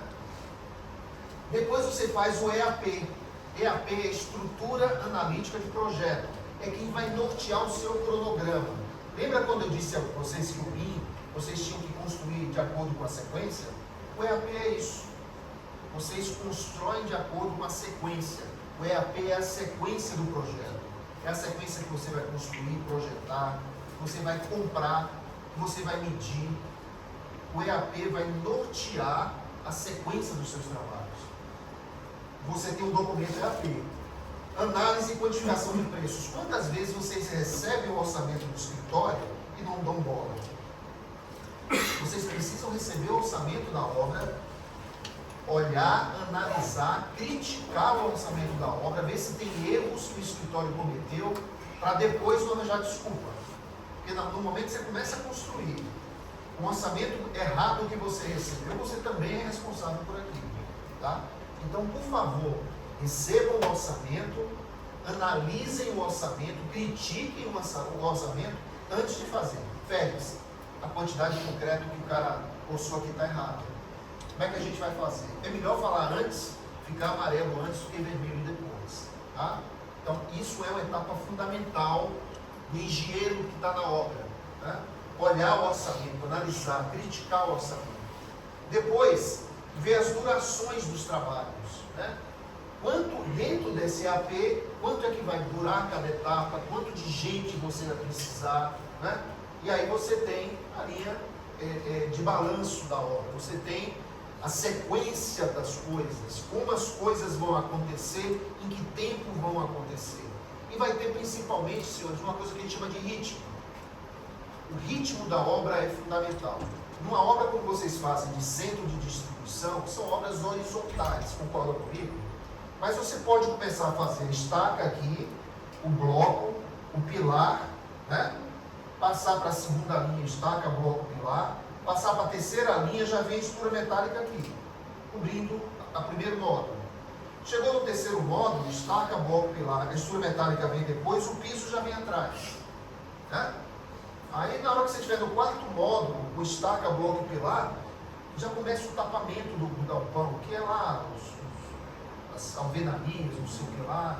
Já começa a vir a instalação andando junto com você, então o ritmo tem que ser igual. Se eu faço um módulo daquele sem distribuição de fundação em uma semana, eu tenho que fazer um módulo de piso, um módulo de não sei o que, um módulo de sprinkler, de instalação, tudo em uma semana. Então essa uma semana passou a ser o que, gente? A velocidade da obra. É a nossa linha de balanço. São serviços organizados dentro da velocidade que a obra requer. Tá certo? Elabora daí o cronograma de obras, o cronograma que a gente chama de Gantt, né? Aqueles cronogramas de barras. Checa para ver se a linha de balanço está de acordo com o cronograma e parte para saber como é que eu vou alocar mão de obra dentro daquele cronograma, ok? E aí eu tenho um histograma de mão de obra. Quantos homens eu tenho mês a mês? Qual é o histograma de mão de obra que eu vou ter para aquele empreendimento? Tá? E cuidar para que aquele histograma não estoure. Principalmente nas despesas que a gente chama de custos fixos, despesas indiretas. Vocês devem ter lá também. Vocês, todos aqui nessa sala, são despesas indiretas. Vocês não fazem a alvenaria, vocês não agregam nada no que o cliente recebe, do ponto de vista físico. Então a permanência de vocês na obra, mais tempo do que está no orçamento, é a pior miséria que pode acontecer. A segurança, o carro que vocês alugam, o guincho que vocês alugam para fazer alguma coisa, o caminhão que vocês alugam para tirar entulho, tudo isso é despesa deletéria, que a gente não pensa, mas a gente atrasa um mês de obra, a gente tem um mês de DI, o gasto é interminável. Atraso de obra se transforma em estouro de orçamento. Os maiores estouros de orçamento que a gente enxerga hoje no mercado é por conta de atraso de obra. Então, atrasar a obra é o pior custo que existe. Às vezes é melhor você colocar um dinheirinho a mais para não atrasar a obra do que atrasar a obra porque você não quer aumentar algum recurso que você tem que aumentar. Esse custo invisível do DI é terrível. E o pior, que o top one da DI é o salário de vocês, né? Nas obras. É o top one. Vocês é quem mais pesam nas obras. Então, se vocês cometerem muitos abusos, né, a gente geralmente começa a cortar a despesa do pior para o menor, né? Então, não deixe a obra atrasada. É ruim para todo mundo a obra atrasada, tá certo? Então, é por isso que o planejamento é fundamental. Depois você elabora o layout de canteiro de obra, elabora o cronograma de suprimentos, aí você tem as curvas de desempenho e tem o planejamento global, que é formado pelas curvas base, EAP, validação do orçamento, linha de balanço, cronograma, histograma, layout de canteiro, cronograma de suprimentos e TAP. Às vezes a pessoa fala de planejamento, acha que é simplesmente fazer um cronograma, e não é. Cadê o planejamento de obra? O cara chega e coloca o cronograma na minha frente, está reprovado. Não é. Cronograma é um conjunto de informações. Não adianta um cronograma se não há um histograma. Não adianta ter um histograma se não há um orçamento. Tá certo? Todas essas coisas se completam. Então, o planejamento é formado pela base de toda essa documentação. Aí vem a parte da industrialização e tecnologia, que é uma fase inicial. Por exemplo, vocês que fazem muito galpões, vocês têm essa fase que antecede a obra. Vocês precisam começar a fazer os pré-moldados, quando os pilares são pré-moldados, começar a fazer estrutura metálica, que ela é feita fora e é trazida para dentro da obra. Você precisa começar a fazer os kits de instalações, né? Isso tudo precisa ser feito antes de começar o empreendimento. Por quê? Porque se chega na hora, você tem lá um módulo pronto e você não tem estrutura metálica nem contratada para fazer. E aí você começa a perder o quê? Ritmo. Perdendo o ritmo, você perde sequência, e perdendo sequência, você perde tempo. E vem a DI pau na cabeça de vocês. Tá? Então, é importantíssimo essa fase de industrialização. E a gente está muito ligado nessa coisa, a gente falou há pouco, que o caminho de resolver esses problemas que a gente está tendo aí de mão de obra é industrializar a construção civil. Né? Industrializar de que fato? Fazendo a construção civil mais leve, trazendo a construção civil mais próxima do jovem, fazendo a construção civil uma brincadeira de leve, uma coisa de montar, tá certo? A gente precisa buscar essa equação, a gente não sabe ainda como fazer, para trazer essa geração Z para dentro da construção civil. Não é trazer para servente não, pessoal, é trazer para o nosso meio. Há pouco a gente estava falando sobre estágio. Como está difícil achar um estagiário? Como está difícil achar um estagiário? Antes chovia estagiário na sua cabeça, hoje você não consegue achar estagiário. Quando eu falo não consegue achar estagiário, é estagiário bom, tá? Não estou falando aqui de quantidade, estou falando aqui mais de qualidade do que quantidade. Tá? O que impulsiona essas inovações? A concorrência e a falta de mão de obra. A gente tem que partir para isso aí. Tá? Eu estou trazendo aqui para vocês um filminho, bem rapidinho, só para vocês entenderem o que está acontecendo mais ou menos no mundo. Né? Tinha uma musiquinha aí, não sei como está saindo. Está saindo. Tá?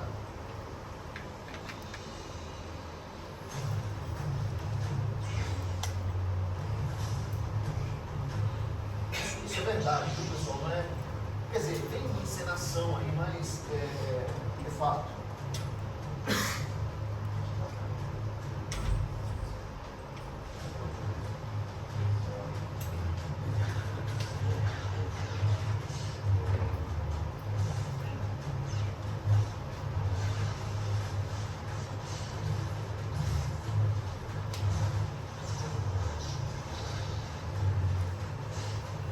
É uma empresa que fabrica robôs para construção civil chamada UNC. Né? Então ela faz uma série de robôs para a construção civil.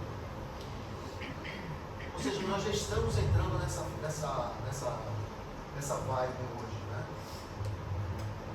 Hoje, por exemplo, a Atlas trouxe no ano passado um robô que ela coloca dentro do bolso do elevador, que vai montando guias, vai montando quadros sozinho dentro do elevador. Como se fosse um robô dentro do poço. Ela fica 24 horas trabalhando lá dentro. Isso é sensacional.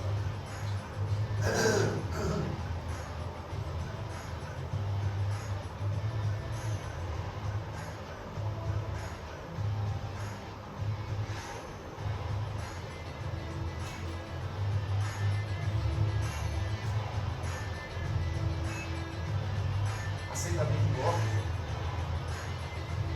drywall, furar a caixinha do drywall, colocar a caixinha no lugar certo. Isso tudo comandado pelo BIM. O cara modela o BIM, coloca a caixinha que tem que colocar, dá a instrução para o robô e ele vai lá e monta, faz as coisas todas. Isso já é você pegando aquele servente que não quer entrar na obra e fazendo ele ser o operador de máquina. Hein? Fuma maconha, você tiver de barriga, não tem dengue, certo? Não tem sindicato, não tem trabalho para nós.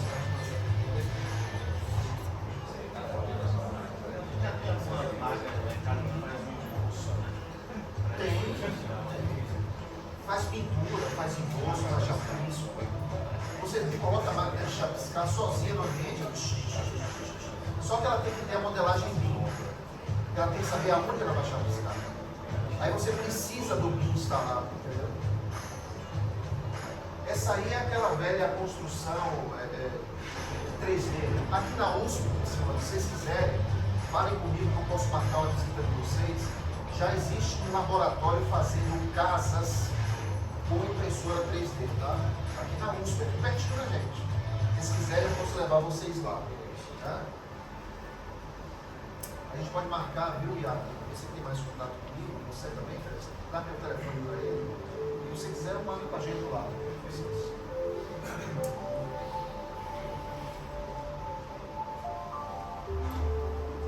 Só que o que ele mostra isso? Ele precisa da modelagem minha, ó, dentro do sistema dele para poder orientar o que ele tem que fazer as intervenções, tá? Pessoal, vocês que vão palestrar, vocês me desculpem. O tempo foi meio...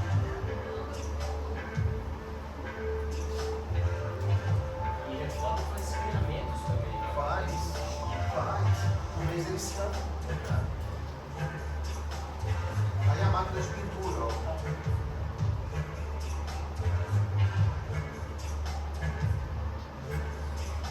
Agora, você precisa de um ambiente limpo, desimpedido, completamente terminado.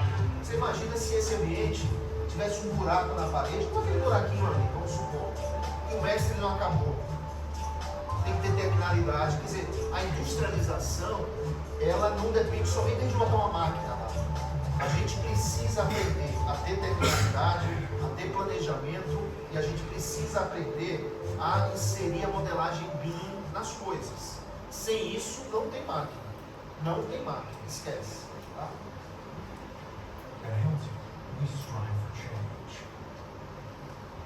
A Rio está aqui no Brasil, a empresa que está aqui no Brasil, vocês devem conhecer.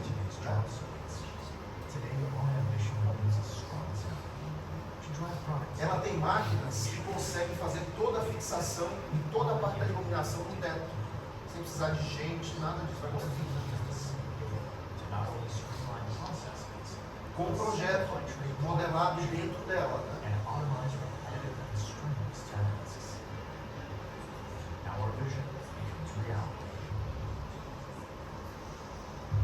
Introducing the LTJ model, a semi-autonomous drone robot for sea investigations, helping you to deliver MEP projects on time. Você viu aquele pontinho vermelho? Aquele pontinho vermelho é o ponto onde a máquina marca, ela primeiro faz a marcação de onde vão os suportes, que ela vai furar, de acordo com o BIM, marca tudo, coloca no chão e vai lá e faz só. E muito trabalho em altura, né? Sem os maiores riscos de acidente que tem na função. Outra vantagem grande aí, a segurança do trabalho. Aí na hora que você implementar um negócio desse, o Sintracom vai dizer pra gente: ah, vocês estão querendo matar a construção civil, a gente já está morto. Não estão querendo matar nada, a gente já está morto. Essa aí, ó, marcação de piso, vocês que fazem centro de distribuição, essa é como se fosse impressora. Ele imprime no chão a marcação de alvenarias, de instalações, faz toda a impressão no chão do que tem que ser feito. Ó.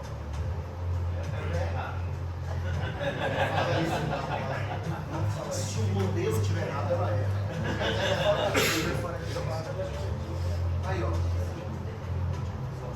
Domingo, a máquina está lá trabalhando, fazendo marcação. Olha lá, ó.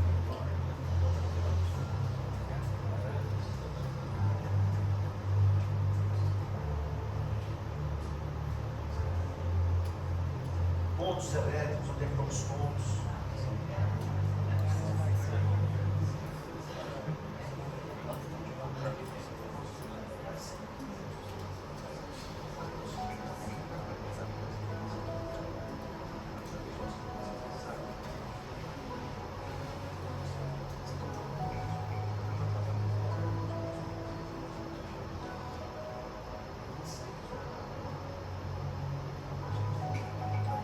Pessoal, eu vou deixar esse vídeo com vocês, tá? E vocês depois olham direitinho, porque ele é um pouco mais longo.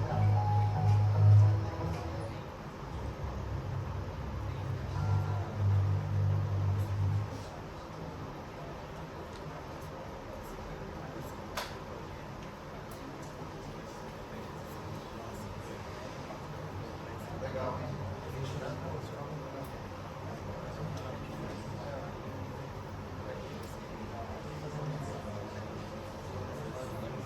Agora a nossa realidade aqui, ó. Isso aqui, senhores, IoT. IoT é internet das coisas. Não é verdade do 200%. A nossa empresa está fazendo uma obra, está terminando ela agora, Casepressa. Eu fiz um piloto, primeiro do Brasil, que a gente colocou sensores nos capacetes dos funcionários. Então, hoje a gente sabe aonde o funcionário está, em que andar ele está, em que frequência ele está no local de trabalho dele. Evidentemente que a gente não entra no nome do funcionário, entra na função do cara. E a gente, com esse relatório online, e na mesma hora, a gente compara com o histograma que a gente deveria ter naquele dia na obra. Então a gente sabe, por exemplo, a gente quando começou a medir, incrível, só tinham 64% de horas trabalhadas no dia, em média dos funcionários. A gente não sabia disso. Porque o cara, durante 36% do tempo, ele estava fora do posto de trabalho. Aí a gente começou a perguntar onde é que esse cara estava. A gente começou a descobrir, esperando cremalheira para buscar o material. Ele tinha descido, que ele foi no banheiro, que o banheiro só era lá embaixo. Ele tinha ido beber uma água, porque a água só estava no terceiro pavimento na parte de baixo. Então a gente começou a dizer, ele foi beber água? Foi. Coloca agora o bebedouro onde ele estava. Banheiro, coloca um banheiro agora em todo andar. Cremalheira está dando problema, coloca outra. Tá certo? Esse número de 64% subiu para 89%. Tá? De aproveitamento. Se você pegar esses 20% aí e multiplicar pelo tempo da obra, aquilo que você recuperou, você vai ter, gente, isso é real. A gente está fazendo aqui em São Paulo isso aqui. Tá? É monitorar as pessoas onde elas estão, sem saber o nome das pessoas, para preservar, evidentemente.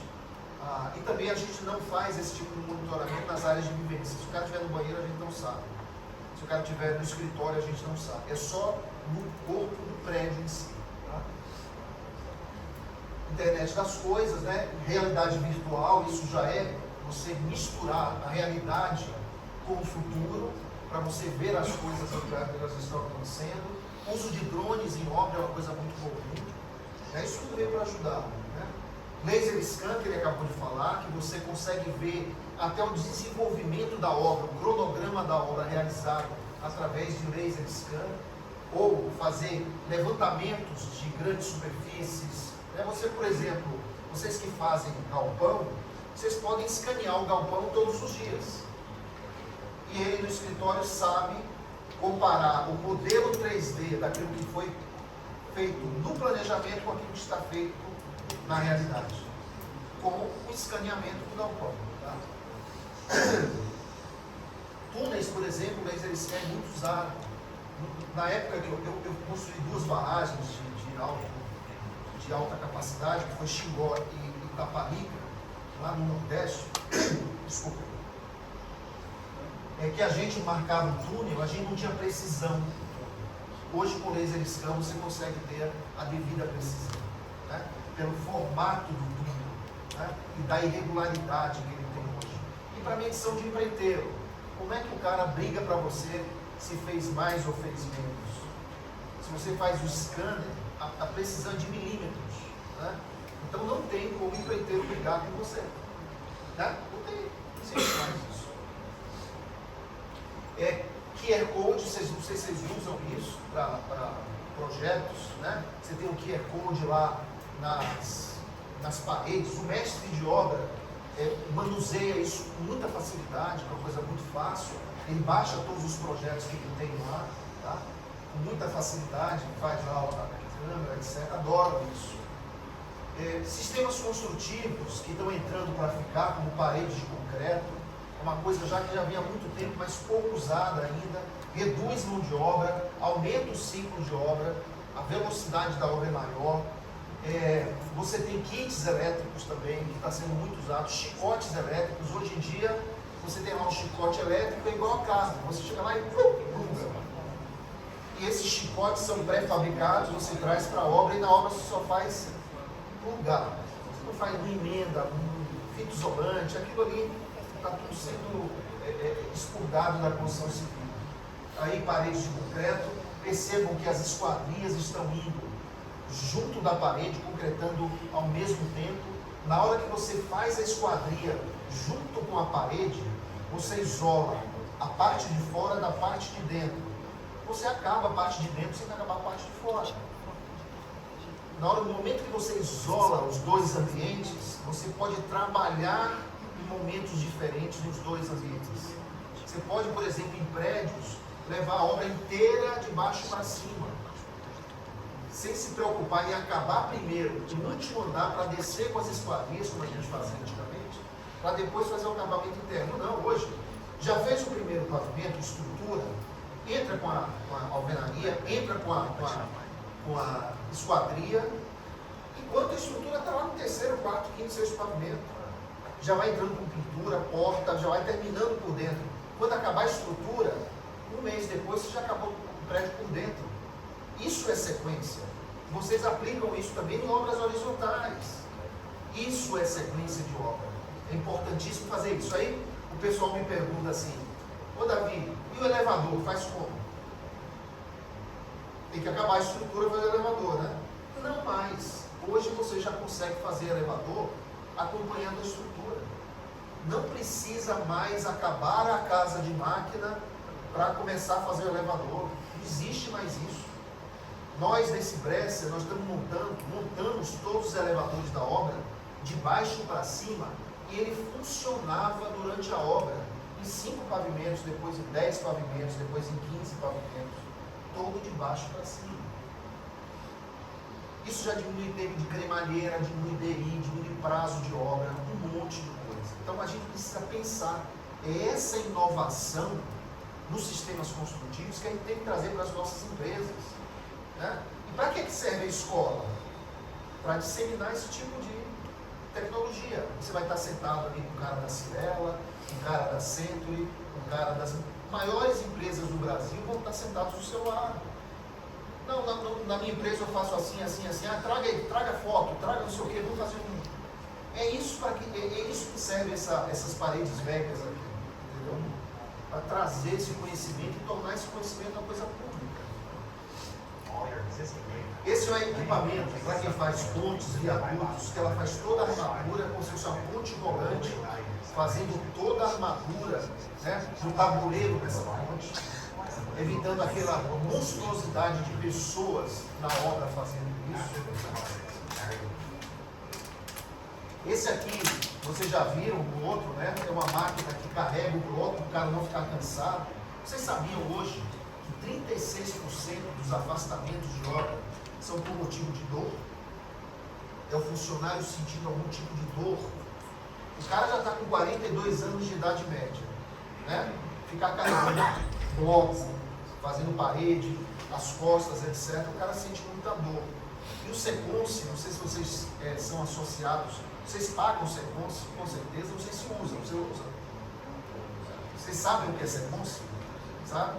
Seconce é o plano de saúde do funcionário de campo. Vocês, quando pagam a folha de pagamento, vocês colaboram com o Seconce, vocês têm direito a usar o Seconce. Não vocês, mas o funcionário de obra. E lá tem centro médico, odontológico, psicológico, tem os filhos, as mulheres podem ser atendidas. É um tratamento de primeira linha do Seconce. Procurem saber o que o Seconce oferece para o funcionário da construção civil. Não vai custar nada, porque já sai descontado na folha de pagamento.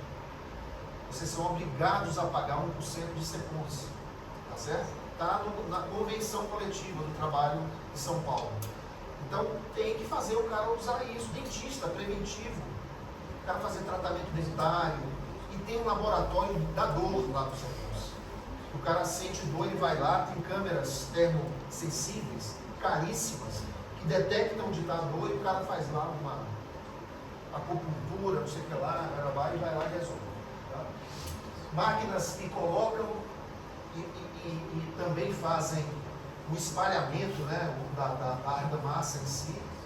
Ela faz a argamassa, não só coloca o bloco, mas ela já faz o bloco com argamassa, evidentemente que está mal calibrado, né? Aí isso é um centro de distribuição, centro de distribuição, a parede de um centro de distribuição.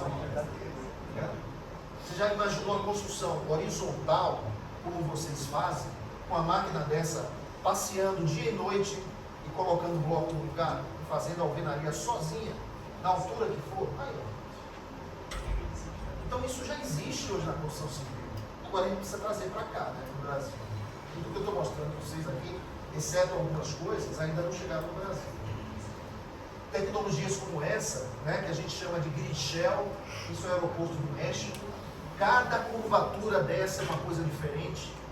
Vidros, os vidros são curvos. E cada vidro tem uma curvatura diferente. É todo industrializado. Toda a estrutura, a cobertura é toda industrializada. Cada nó de estrutura desse aqui, senhores, tem uma angulação diferente. Mas isso só é possível, mais uma vez, com o uso do BIM. Sem BIM você não consegue chegar lá. Tá certo? A logística é importante. A gente falou aqui da questão do fluxo. A gente falou do ritmo. A gente falou da terminalidade, defeito zero. Né? Todo mundo sabe o que é fluxo, todo mundo sabe o que é ritmo, todo mundo sabe o que é defeito zero. E agora, princípio de puxar. Né? O princípio de puxar é diferente do princípio de empurrar. O princípio de puxar é você estar com a atividade aqui na frente e já pensando na atividade que vem na sequência, contratando aquilo que precisa contratar. E às vezes você precisa daquilo e não puxou aquilo que você não contratou. A área de suprimentos ainda não foi contratada. Isso nada mais é do que os 4 pilares do tal Lean Construction. Vocês têm Lean?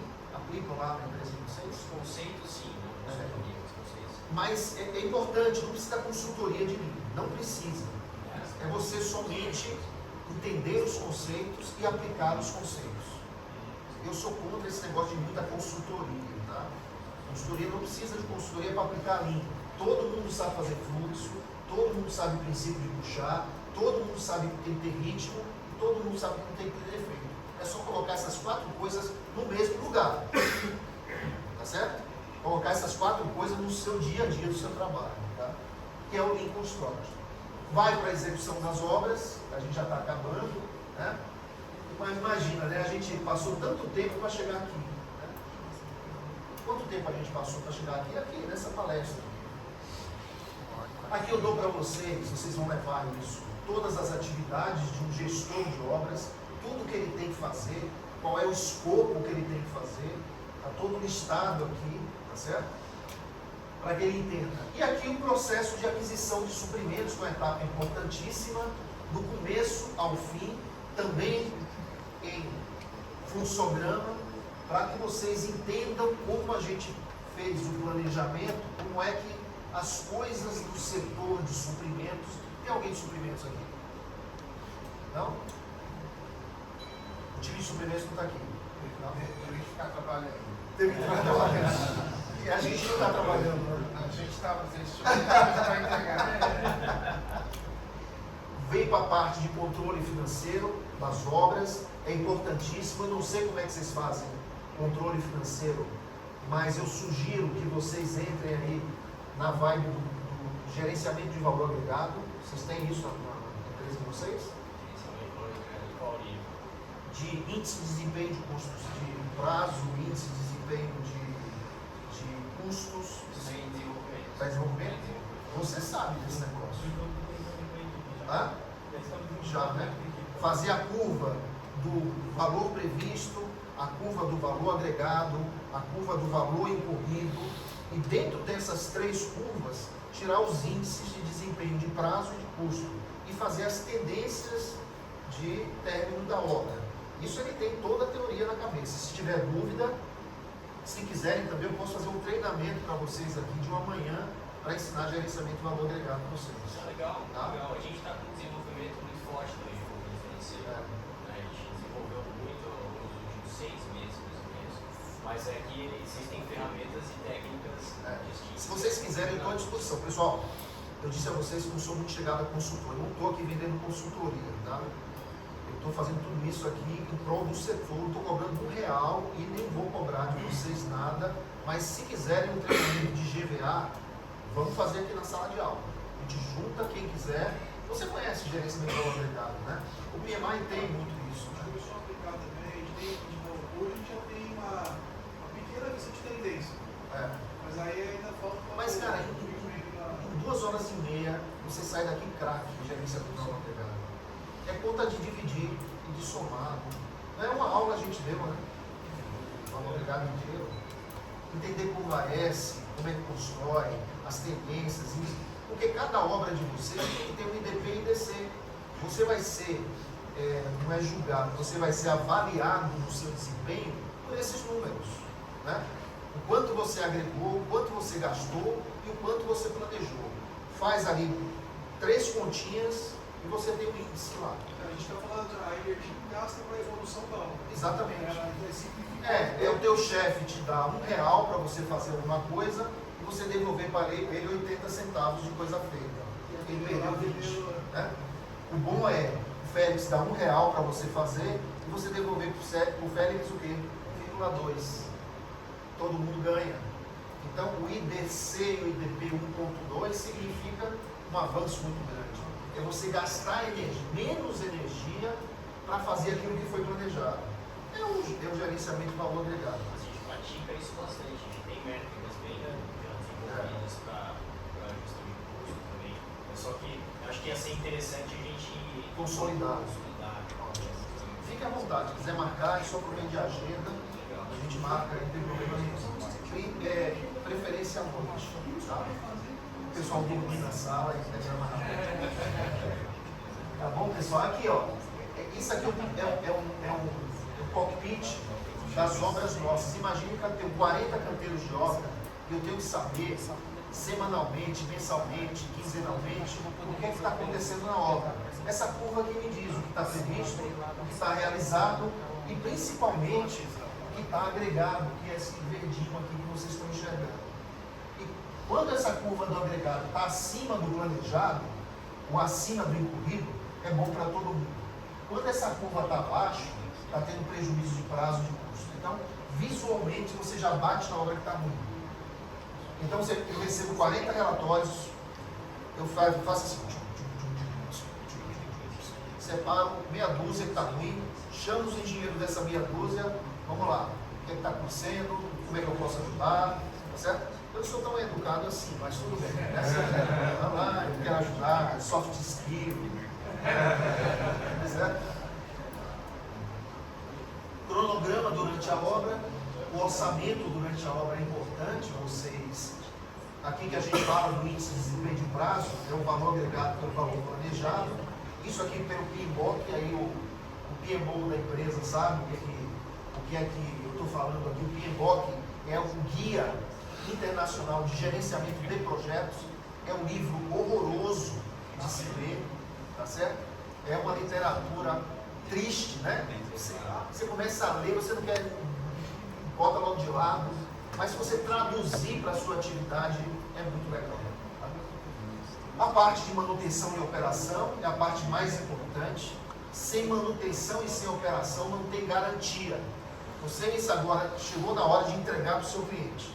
Vocês têm que entregar o manual de operação, vocês entregam? O manual de operação e manutenção? Depende do projeto, sim. Tem que entregar para todos. Você tem que dizer para o cliente como ele vai manter e como ele vai operar.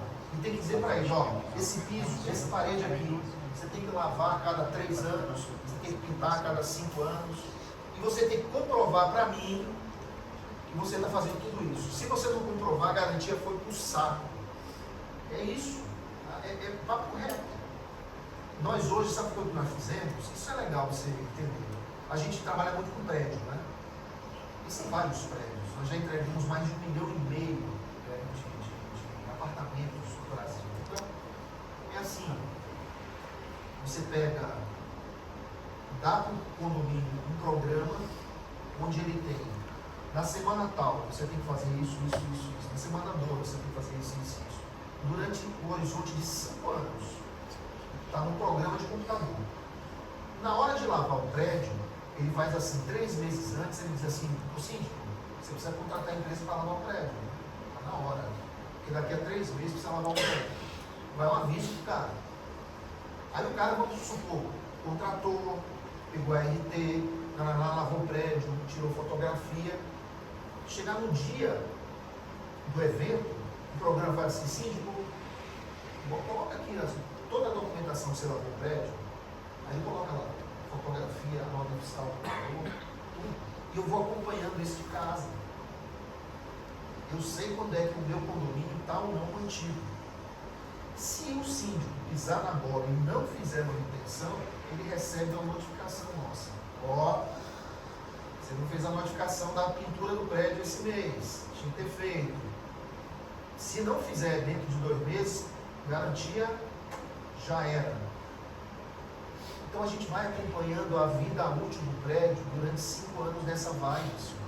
A gente dá esse programa de graça.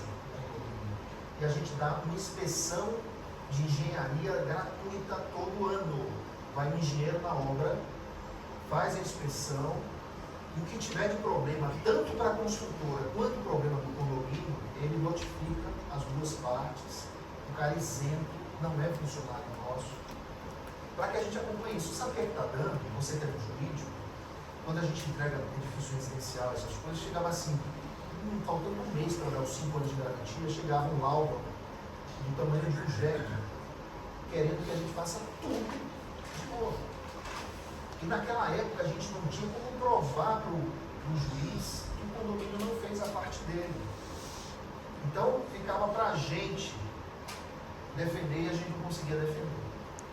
Então a gente aprendeu que para sair dessas coisas, dessas situações, a gente tem que cobrar do condomínio, cobrar do gerente da indústria, cobrar do gerente predial que cuida do seu centro de distribuição, até do Estado.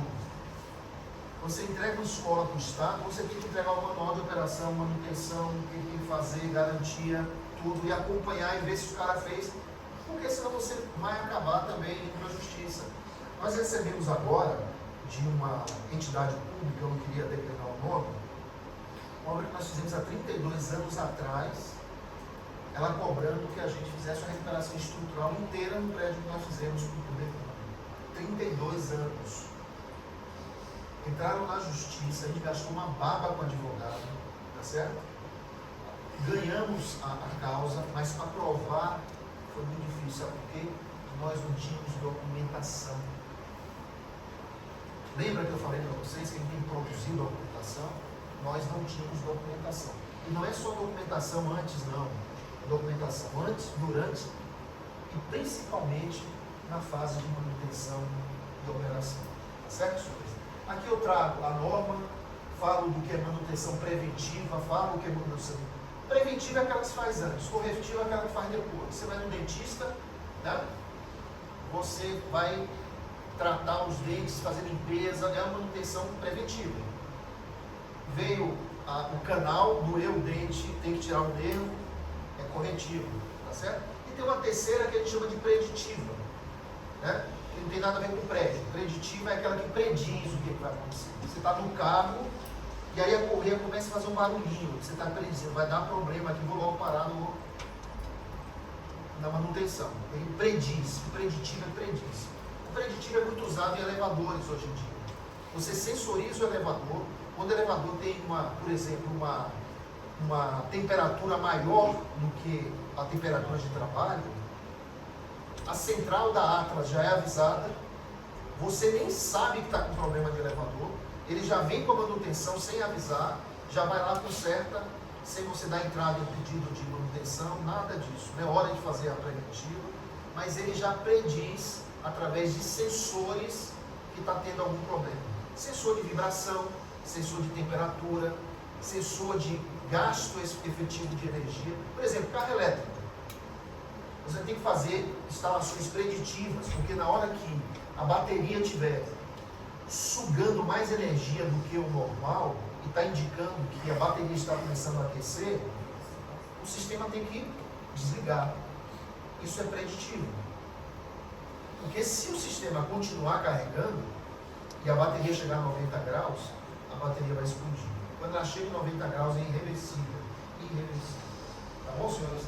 Então era isso que eu tinha que apresentar para vocês. Esse negócio vai ficar com vocês aí. Está aí no computador, que é o pessoal que está cuidando disso aqui. Pode pegar o arquivo, né? E levar e distribuir. Faz um PDF, é melhor, né? Porque fica mais simples, né? E distribui para todo mundo aqui, tá bom? E aí vocês leem aquelas coisas que eu passei meio por cima. E me desculpem, eu adoro fazer isso, então eu excedi o tempo de vocês aí, tá bom? Excelente. Ok?